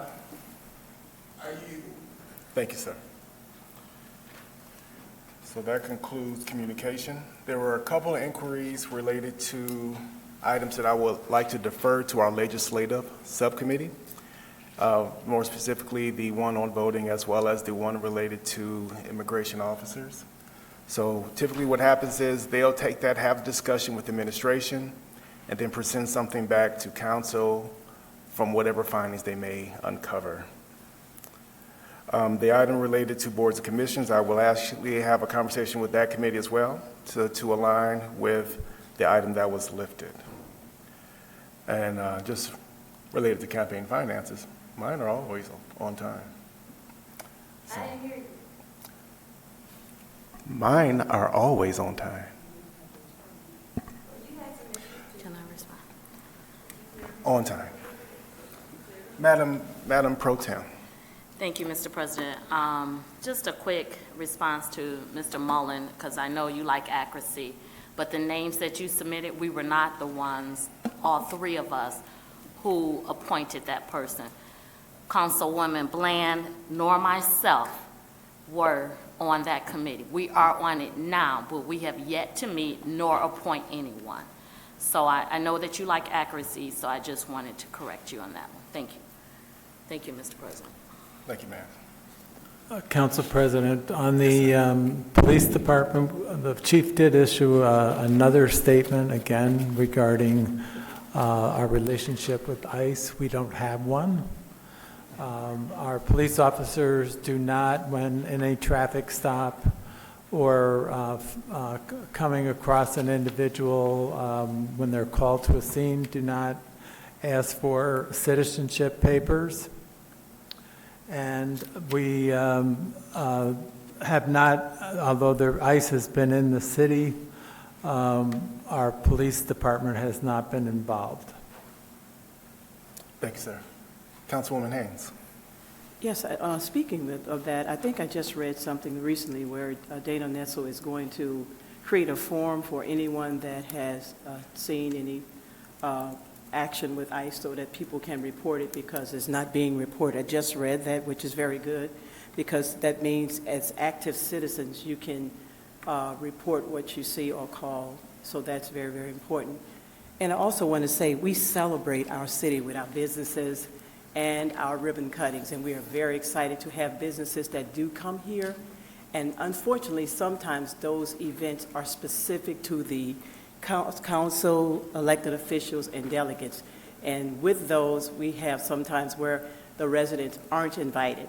But we do have ribbon cuttings where the residents are invited. And again, as I've said before, we welcome all residents, especially those that come in a kind manner, celebrate with us, and create no havoc. We thank you for that. Thank you, ma'am. Any other comment? Hearing none, moving on to minutes. Mr. President, Yes, ma'am. I move that we approve minutes for Committee of the Whole meeting on January 5th, 2026, regular meeting minutes of January 12th, 2026, special meeting minutes of January 15th, 2026, regular meeting minutes of January 20th, 2026, and Committee of the Whole, February 2nd, 2026. Support. It's been properly moved by Council President Pro Tem Hogue and supported by Councilwoman Haynes. Any questions or corrections, sir? Yes. The first set of minutes for January 5th, the cover page or the index page says February 2nd. I think it should be changed to January 5th. Everything matches up except that date. We'll correct the typo, so if you want to keep the motion pending the adjustment of the date, please. Thank you, sir. Anything else? I'll modify with corrections, please. It's been properly modified and supported. All in favor? Aye. Any opposed? Motion carried. Moving on to the consent agenda. Are there any items that need to be pulled for any question or clarity? Mr. Chair, Sir.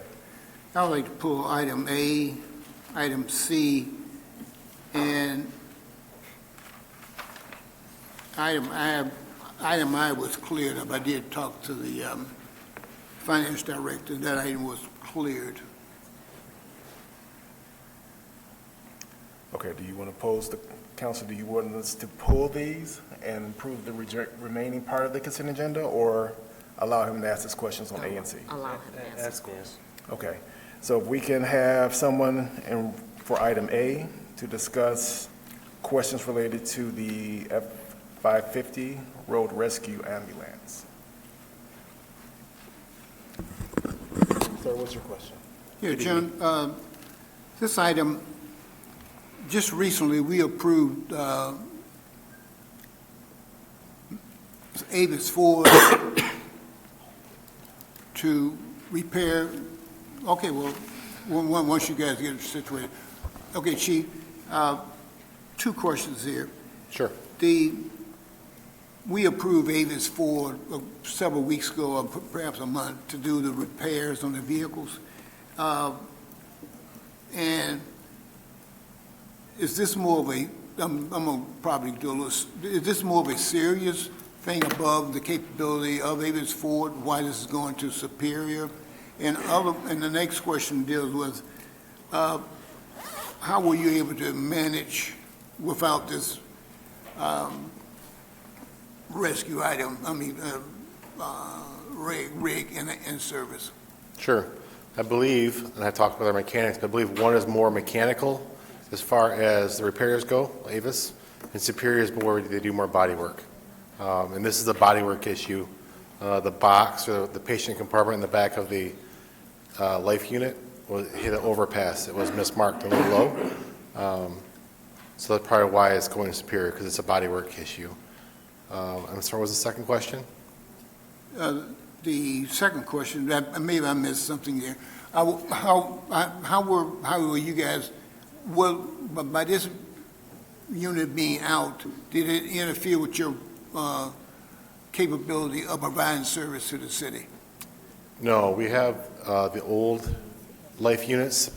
Sorry. We have the old life units out behind the station. And they're, 2008, I believe, but we did jumpstart them and got them running, so we had ambulances in service during that time frame.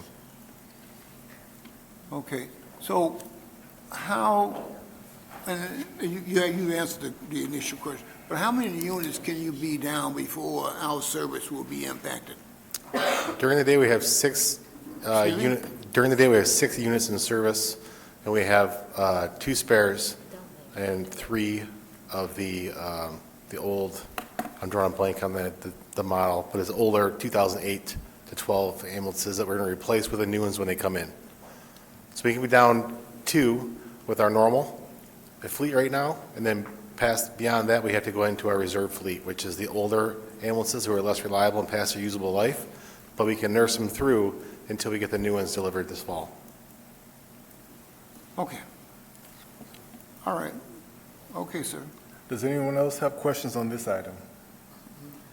Okay, item C, donated real property.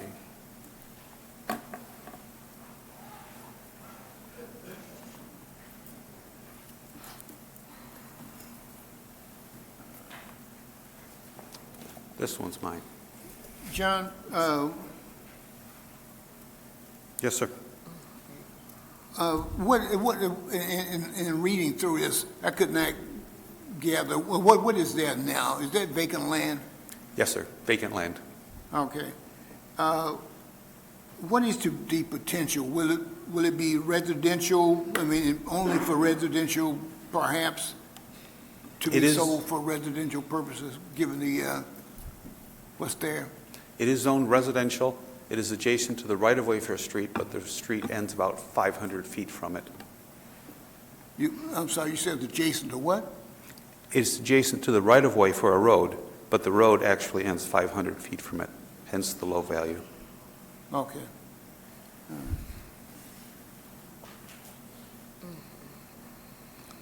And this, and this is the last part of this.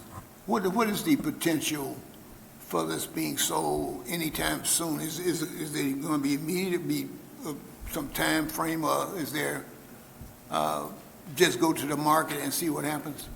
No, sir. This would probably be for later development in conjunction with parcels nearby.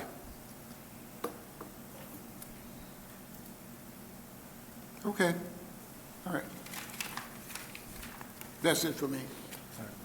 Any other questions on this item? Okay. Hearing none, the chair will entertain a motion. Thank you, sir. Mr. Chair, Sir? I'd like to move the approval of item A, of the consent agenda items A, authorization to pay for repairs to the body of the 2019 Ford F550 road rescue ambulance to be reimbursed by the insurance. Item B, approval of a contract with Walmart, a Delaware corporation for police services. Item C, the acceptance of donated real property. Item D, code enforcement budget amendment request. Item E, authorization to purchase mower max. Item F, the purchase of water meters, parts, and related services. Item G, authorize an agreement with the Road Commission for Oakland County for maintenance of a new traffic control device on southbound Greenfield Road, south of 10 Mile Road. Item H, vehicle lease agreement between SMART and Southfield Parks and Rec. Item I, the agreement with SMART for municipal community credit service and funding from July 1st, 2025 through June 30th, 2026. Item J, City of Southfield early voting invoice. Item K, City of Southfield ballot purchase order for November 4th, 2025. Item L, the opioid settlement funds report to the state of Michigan. It's been properly moved by Councilman Mandelbaum and supported by Councilwoman Haynes. Are there any other questions or comments? Hearing none, all in favor? Aye. Any opposed? Motion carried.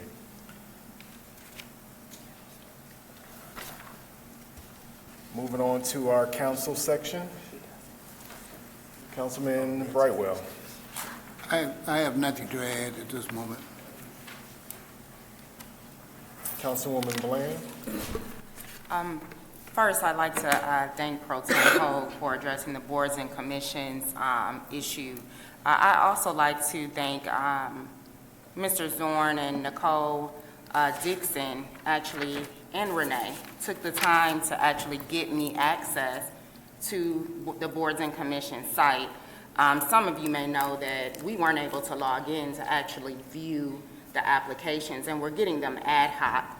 Now that we finally have that access, we will be meeting this month to actually review that. I've taken the time to do a full audit on all of these things, and then we can move forward. So I would just like to say thank you to your department. They sat with me for an hour so we could figure out how to get access. And to Mayor Cyber, thank you for continuing to stay on those explorations and kind of help me out as things go with the process regarding boards and commissions. And thank you to both Pro Tem Hogue and Councilman Brightwell for being patient as we try to get through this process. So I did just want to let everyone know that I know we've received tons of applications, some dating back to 2020. And we are going to go through all of those. I've actually compiled them in one large spreadsheet so we can take a look at expirations and go with the process moving forward. But many of you have emailed us, and I just wanted to make sure that we address that moving forward. You should hear something from us by the end of this month. Thanks so much. Pro Tem Hogue. Thank you, Mr. President. I just had one thing to speak on. Although the Lions weren't in the Super Bowl last night, we have some great news, though. The major senior ref lives in Southfield. And works for Blue Cross. That's right. Yes. I didn't know that. Sean Smith. So I'd like to congratulate him. His first Super Bowl game, and so he represented Southfield. So hopefully he'll hear this, and we should be very proud of him. He did a good job. That was the most exciting thing of the game for me, but again, congratulations to Sean Smith. Thank you, Mr. President. Councilman Mandelbaum. Thank you. Parks and Rec has a number of items or events that are coming up. On February 1st, they actually hosted a very successful Winterfest. Even though it was cold, it was very well attended and everyone had a great time. But coming up, they have a couple events. I'm just going to briefly go through those. This coming Friday, February 13th, they have a Galentine's Day party for anyone between the ages of 12 through 100. Although anyone 16 and under does need to be with a chaperone or a guardian. And they're going to make memories with your favorite people through dancing, crafting, sweet treats, and plenty of photo-worthy moments. Again, this Friday, the February 13th, 7 to 9 p.m. in the Southfield Parks and Rec Building. There is a cost. They're also having a Bounce Back Y2K Teen Dance. It's packed with early 20s hip-hop, R&B, and dance hits, interactive activities, lots of different things for anyone ages 11 through 14, and this will take place on Friday, February 20th from 7 to 9 p.m. at the Beachwoods Rec Center.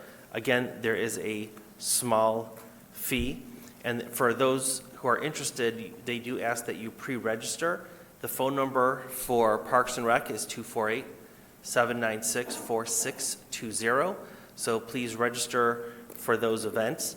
I know there's still a number of Black History Month activities going on almost daily. Please check the website for all of those, for different costs and different activities that you may want to attend. And of course, they're also having the midwinter break camp that will take place here over the week of February 17th.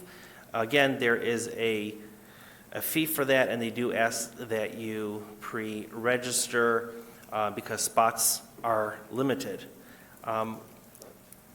One thing that I don't think really everyone takes advantage of is the park adventures. I know it's more of a senior crowd, but once a week, our city Parks and Recs department goes out to a different park. They do it in the summer, they do it in the winter, unless it's 15 degrees or lower, but they go out and they go through different parks and just walk around, get outside, get some exercise, some fresh air.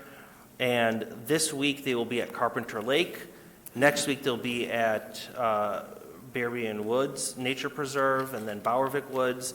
So they do take, you get a whole taste of Southfield's parks through just a 1-hour nature walk, and it's really a great opportunity to, if you dress warmly, to mingle and have some fun with other Southfield residents in our wonderful parks. So please, again, go to the website, our Facebook page. There's lots of opportunities and activities for seniors, for teens, for everyone. And again, we have a number of Black History Month activities almost daily, something for everyone. So please take advantage. Thank you. Thank you, sir. Councilwoman Haynes. Okay, I just want to piggyback off what you were talking about with Mr. Smith. Considering that this is Black History Month, Mr. Smith is the 6th African-American referee in NFL history, and that is very great. And Wikipedia does say Southfield, but they said on the television Detroit, so at least it put Michigan on the map, which is really good. And we also have some other good news about the NFL when it comes to our city. We have a dynamic duo, mother and daughter team, that I happen to know these people, Danashka Wright and her daughter, Kyla Wright. They were the 2025 NFL Fan of the Year nominees. And in 2022 and 2025, they were also the Detroit Lions Fan of the Year. So they live right here in our city, so it's great to know that we have some wonderful people here putting us on the map in a positive way. And a couple other things I want to announce is, I know we have a warming center here, but New Hope Baptist Church is collecting gloves, coats, hats, and all of the winter items for for families in their warming center. And they asked that they need the youth sizes the most, and they need men's, medium, and women's large and extra large items are in high priority. They also need toddler coats, 5 to 6. These are new or gently used. You do not have to be a member of the church. You do not have to attend the church. This is for people that come in to the warming center. They're also taking diapers and gloves, hats, scarves. And just please pass the word about this. There are so many people, we don't really think about it, but this is a good time if you got some extra coats to just drop off. And I think that there's I'll give you the address. It's 23455 9 Mile Road. And you can drop the box off at the Fellowship Hall door, or you can call 248-353-0675. And there's Minister Dunstan Kidd is involved in this. And this is very important because they are a very community-oriented church where they really help. They just had their first Community Day program, and a lot of the things that they are hoping to do is that, which their motto is keep hope in the field, rather, to support the community as much as they can. And moving on, I would like to remind you that the third Wednesday at the Southfield Public Library in the meeting room, we have the Jazz and Blues. And there's a small fee for that. You can check the library's website. And this time it will be Mardi Gras celebration. I do know for a fact that we will have king cake. For one, I will have one from New Orleans that I did bring. And we'll have much more treats and things like that to support the library. And the library is the Friends are the supporting arm of the library. They're the nonprofit arm that supports the program at the library. Also, congratulations to the Southfield Christian 5th grade girls basketball team. They went undefeated this year. Just want to give a shout out to them. And in recognition of Black History Month, which didn't make the calendar, we will have award-winning photojournalist Monica Morgan. Should be on February the 21st at the Southfield Public Library. Check the website, and also if you need additional, that's a free program as well at the library.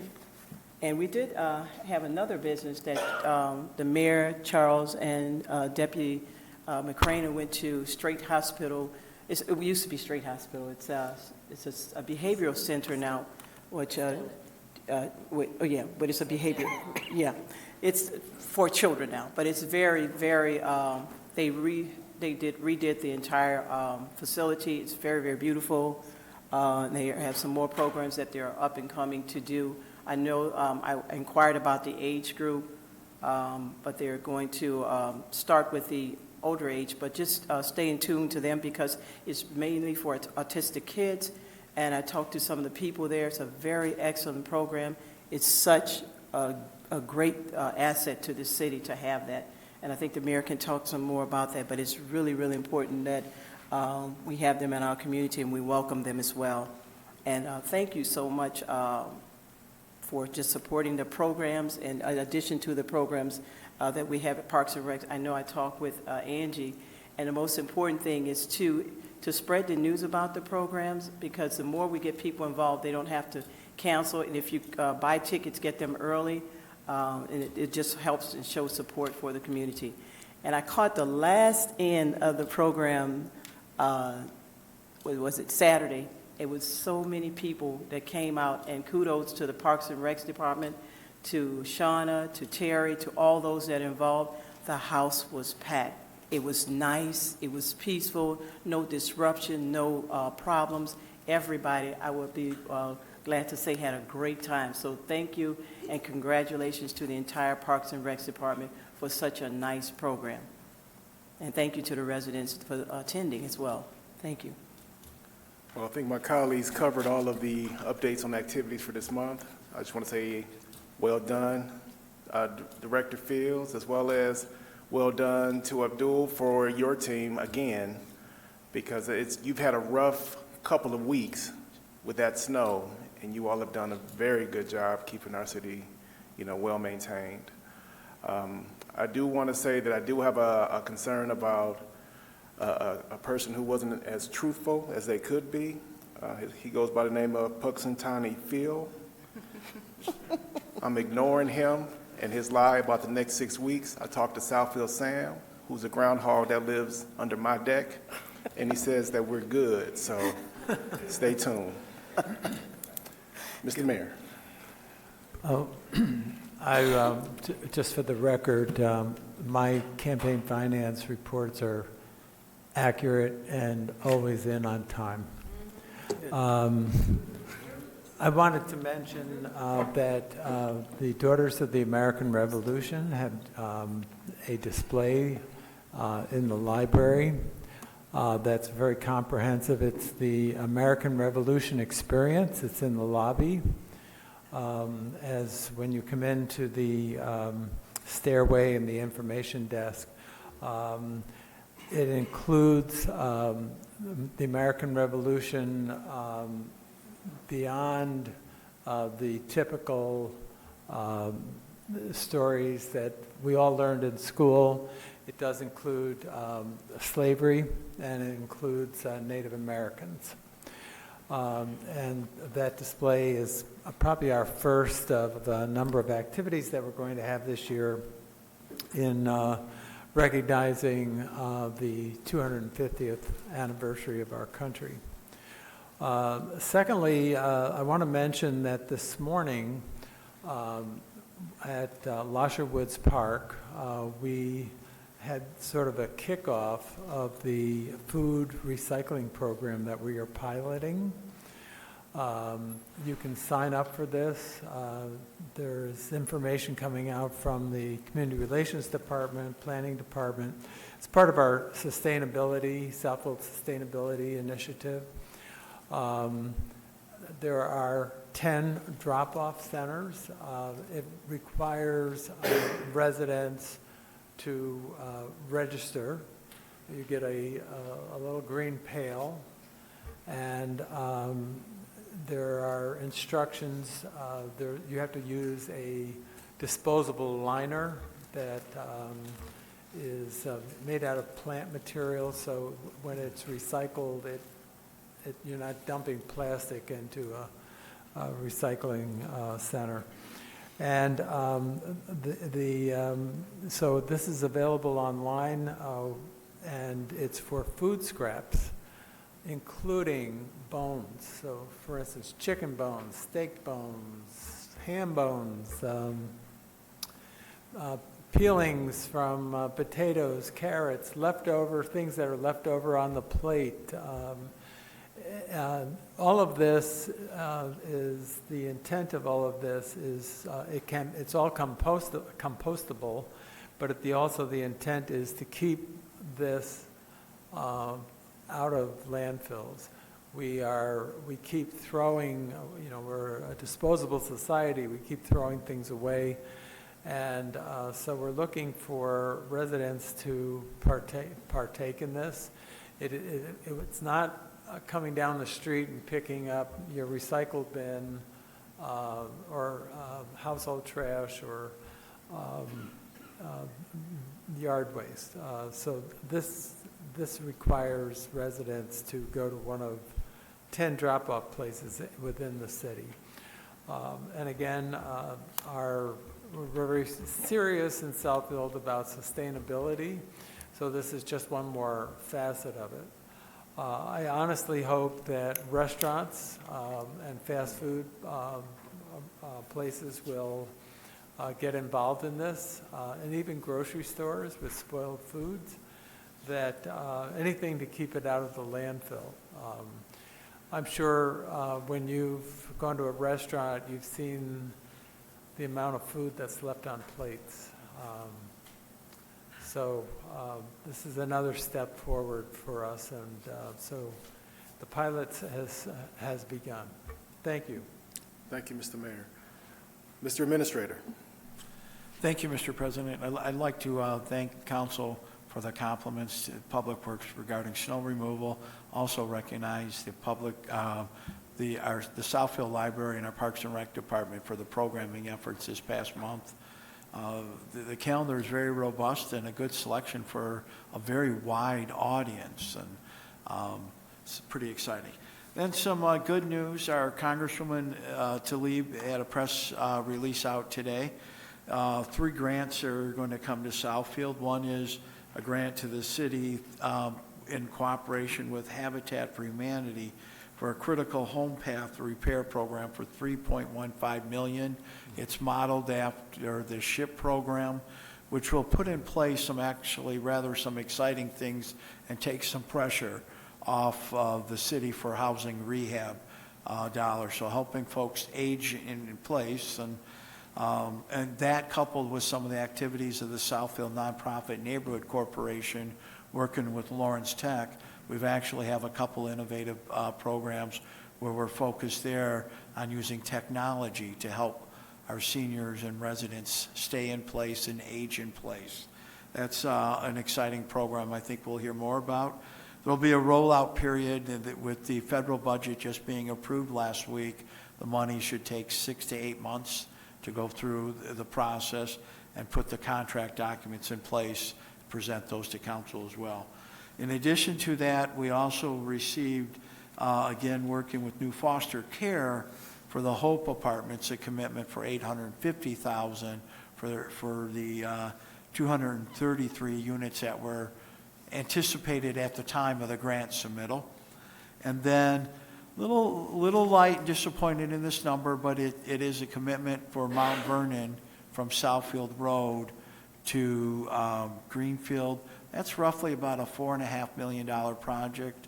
We got a commitment for $250,000 for that project. So we'll be able to cobble those dollars and move that project forward, which is scheduled for this summer. In addition to that, it's not been formally announced, but the mayor and I did have a conversation with representatives from Gary Peters' office. The Gardner Street development has received a commitment for $1.2 million. And again, that project will need to go through various approval stages in front of council. And it's sometimes challenging when you decide what to ask for and you're looking at trends of what the federal government is funding. It can be a little hit and miss. During the COVID period, in response, we saw a lot of dollars going into recreation type activities, and we were able to secure those. Staff is working on some submittals to the state at this time, and the feds are telling us in the next month they'll probably be the process for their program. So staff will reach out to our various contacts at both SEMCOG and the state, and then working with the staff in the field offices as to where they think where our best asks are. And tomorrow I'll have this press release shared with the full council, so you can see the other 15 projects. But Southfield fared very well in this project with some of the larger funding and with 3 projects. Most of our peers only got 1. And the other 2 were coupled with very large nonprofits. Again, that's part of the strategy, putting the right partnerships together so that these dollars are coming into our community. That's all I have this evening. Thank you. Yeah. Rashida Tlaib, our Congresswoman, also put in money for Mount Vernon, and all the federal government approved, and I know he's here, is $250,000, which is nowhere near what that mile from Greenfield to Southfield Road. It would probably give us the ability to do a little patching, but it's not the replacement that we're fighting for.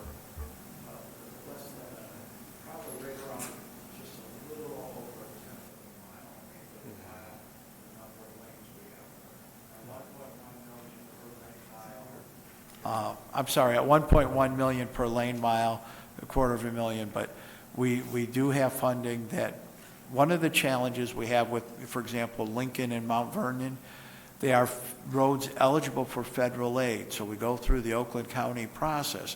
However, because pressure is so great for those dollars, even after the passage of the new federal highway legislation a couple of years ago, the infrastructure bill, there's still not enough dollars. Competition is so great, and even though the conditions are horrific, they just don't score well enough in the competition. You'll have roads that carry larger volumes of traffic. The stretch that we did on Mount Vernon this past year, we had assistance from the state. And even my statement earlier, as we evaluate strategies, Lansing's position on roads is going to be a little bit different, because part of the legislator's response is going to be, well, we just passed the major road bill, the first one in over 40 years, and Southfield, if everything holds true, this is the 24% tax on the marijuana industry.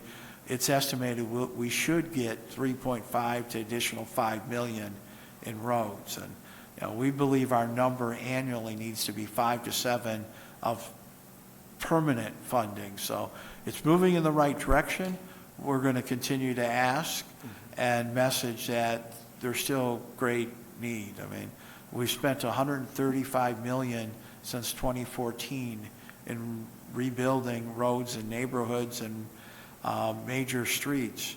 But with 246 miles of roads, you figure 2.5 lanes, it's about a $550 million dollar cost is the cost of the total project. But our overall, and staff will soon be presenting to council, our overall, our transportation asset management plan, and you'll see we've been moving the needle in the right direction, but there's still tremendous work to be done. So every dollar helps, and I'll take $250,000 here, $500,000 here. So it's closer to the goal, but I'd love to get the mark for 100% as well. Thank you. Thanks for that update, sir. Madam Attorney. Good evening, Council. I have one item to present, the proposed ordinance amendment to Chapter 18. We discussed that with you all at the Committee of the Whole on the 2nd of February. DPW Director was here, as well as our Compliance Manager, and we are now asking that you approve this, and we would like to introduce the ordinance, which would be Ordinance 1828. Yes, ma'am. Move that we approve the ordinance amendment, Chapter 18, for the cross connection. Support. It's been properly moved by Pro Tem Hogue, supported by Councilwoman Bland. Mr. President? Oh, Well, sorry. are there any questions? All in favor? Aye. Any opposed? Motion carried. Mr. President? Yes, ma'am. I move that we introduce ordinance 1828. It's been properly moved by Councilman Pro Tem Hoag and supported by Councilwoman Bland. Any questions? Hearing none, all in favor? Aye. Any opposed? Motion carried. Thank you, council. Mr. Clerk. Yes, sir. Council, this evening, with your passing of the minutes, the city of Southfield is fully in compliance with the Open Meeting Act. We have minutes all the way up through and including the committee of the whole that took place a week ago. When I took office about 2.5 months ago, there were still minutes missing from 2024. I am not the one who put this together. I only leaned on several individuals, and I just want to take a moment to put a spotlight on Councilman Mandelbaum, who invested a lot of his personal time in the evenings, on the weekends, and the holidays to put together, get the notes, and make sure and go over and make this happen. He worked together with Nicole Dixon from the administrator's office, who wrote all those minutes. And together, it took a lot of time, but I applaud them for doing that. And thank you for getting us all the way up to November 17th, where the new clerk team took over. I'd like to publicly thank Quentin Lewis from the council office for stepping up with minutes, and new deputy Steve, who took us the rest of the way. Thank you very much. We will do everything we can to, on cruise control, not fall behind again. Anything else, sir? Should. Anything else? So I echo the sentiments of the clerk, and thank you all who participated in getting us up to date. And thank you for establishing the process to keep us current, sir. Moving on to closed session. Mr. President? Yes, ma'am? I move that we go into closed session as permitted for discussion of attorney's opinion, as it is material that is exempt from discussion or disclosure. It's been properly moved by Pro Tem Hoag, supported by Councilwoman Haynes. Any questions? Hearing none, please call for a Roll call. vote. Councilwoman Banks is absent with notice. Councilwoman Bland? Yes. Councilman Brightwell? Yes. Councilwoman Haynes? Yes. Council Pro Tem Hoag? Yes. Councilman Mandelbaum? Yes. Council President Hicks? Yes. Motion carries 6-0. Okay, we're now in close. Thank you.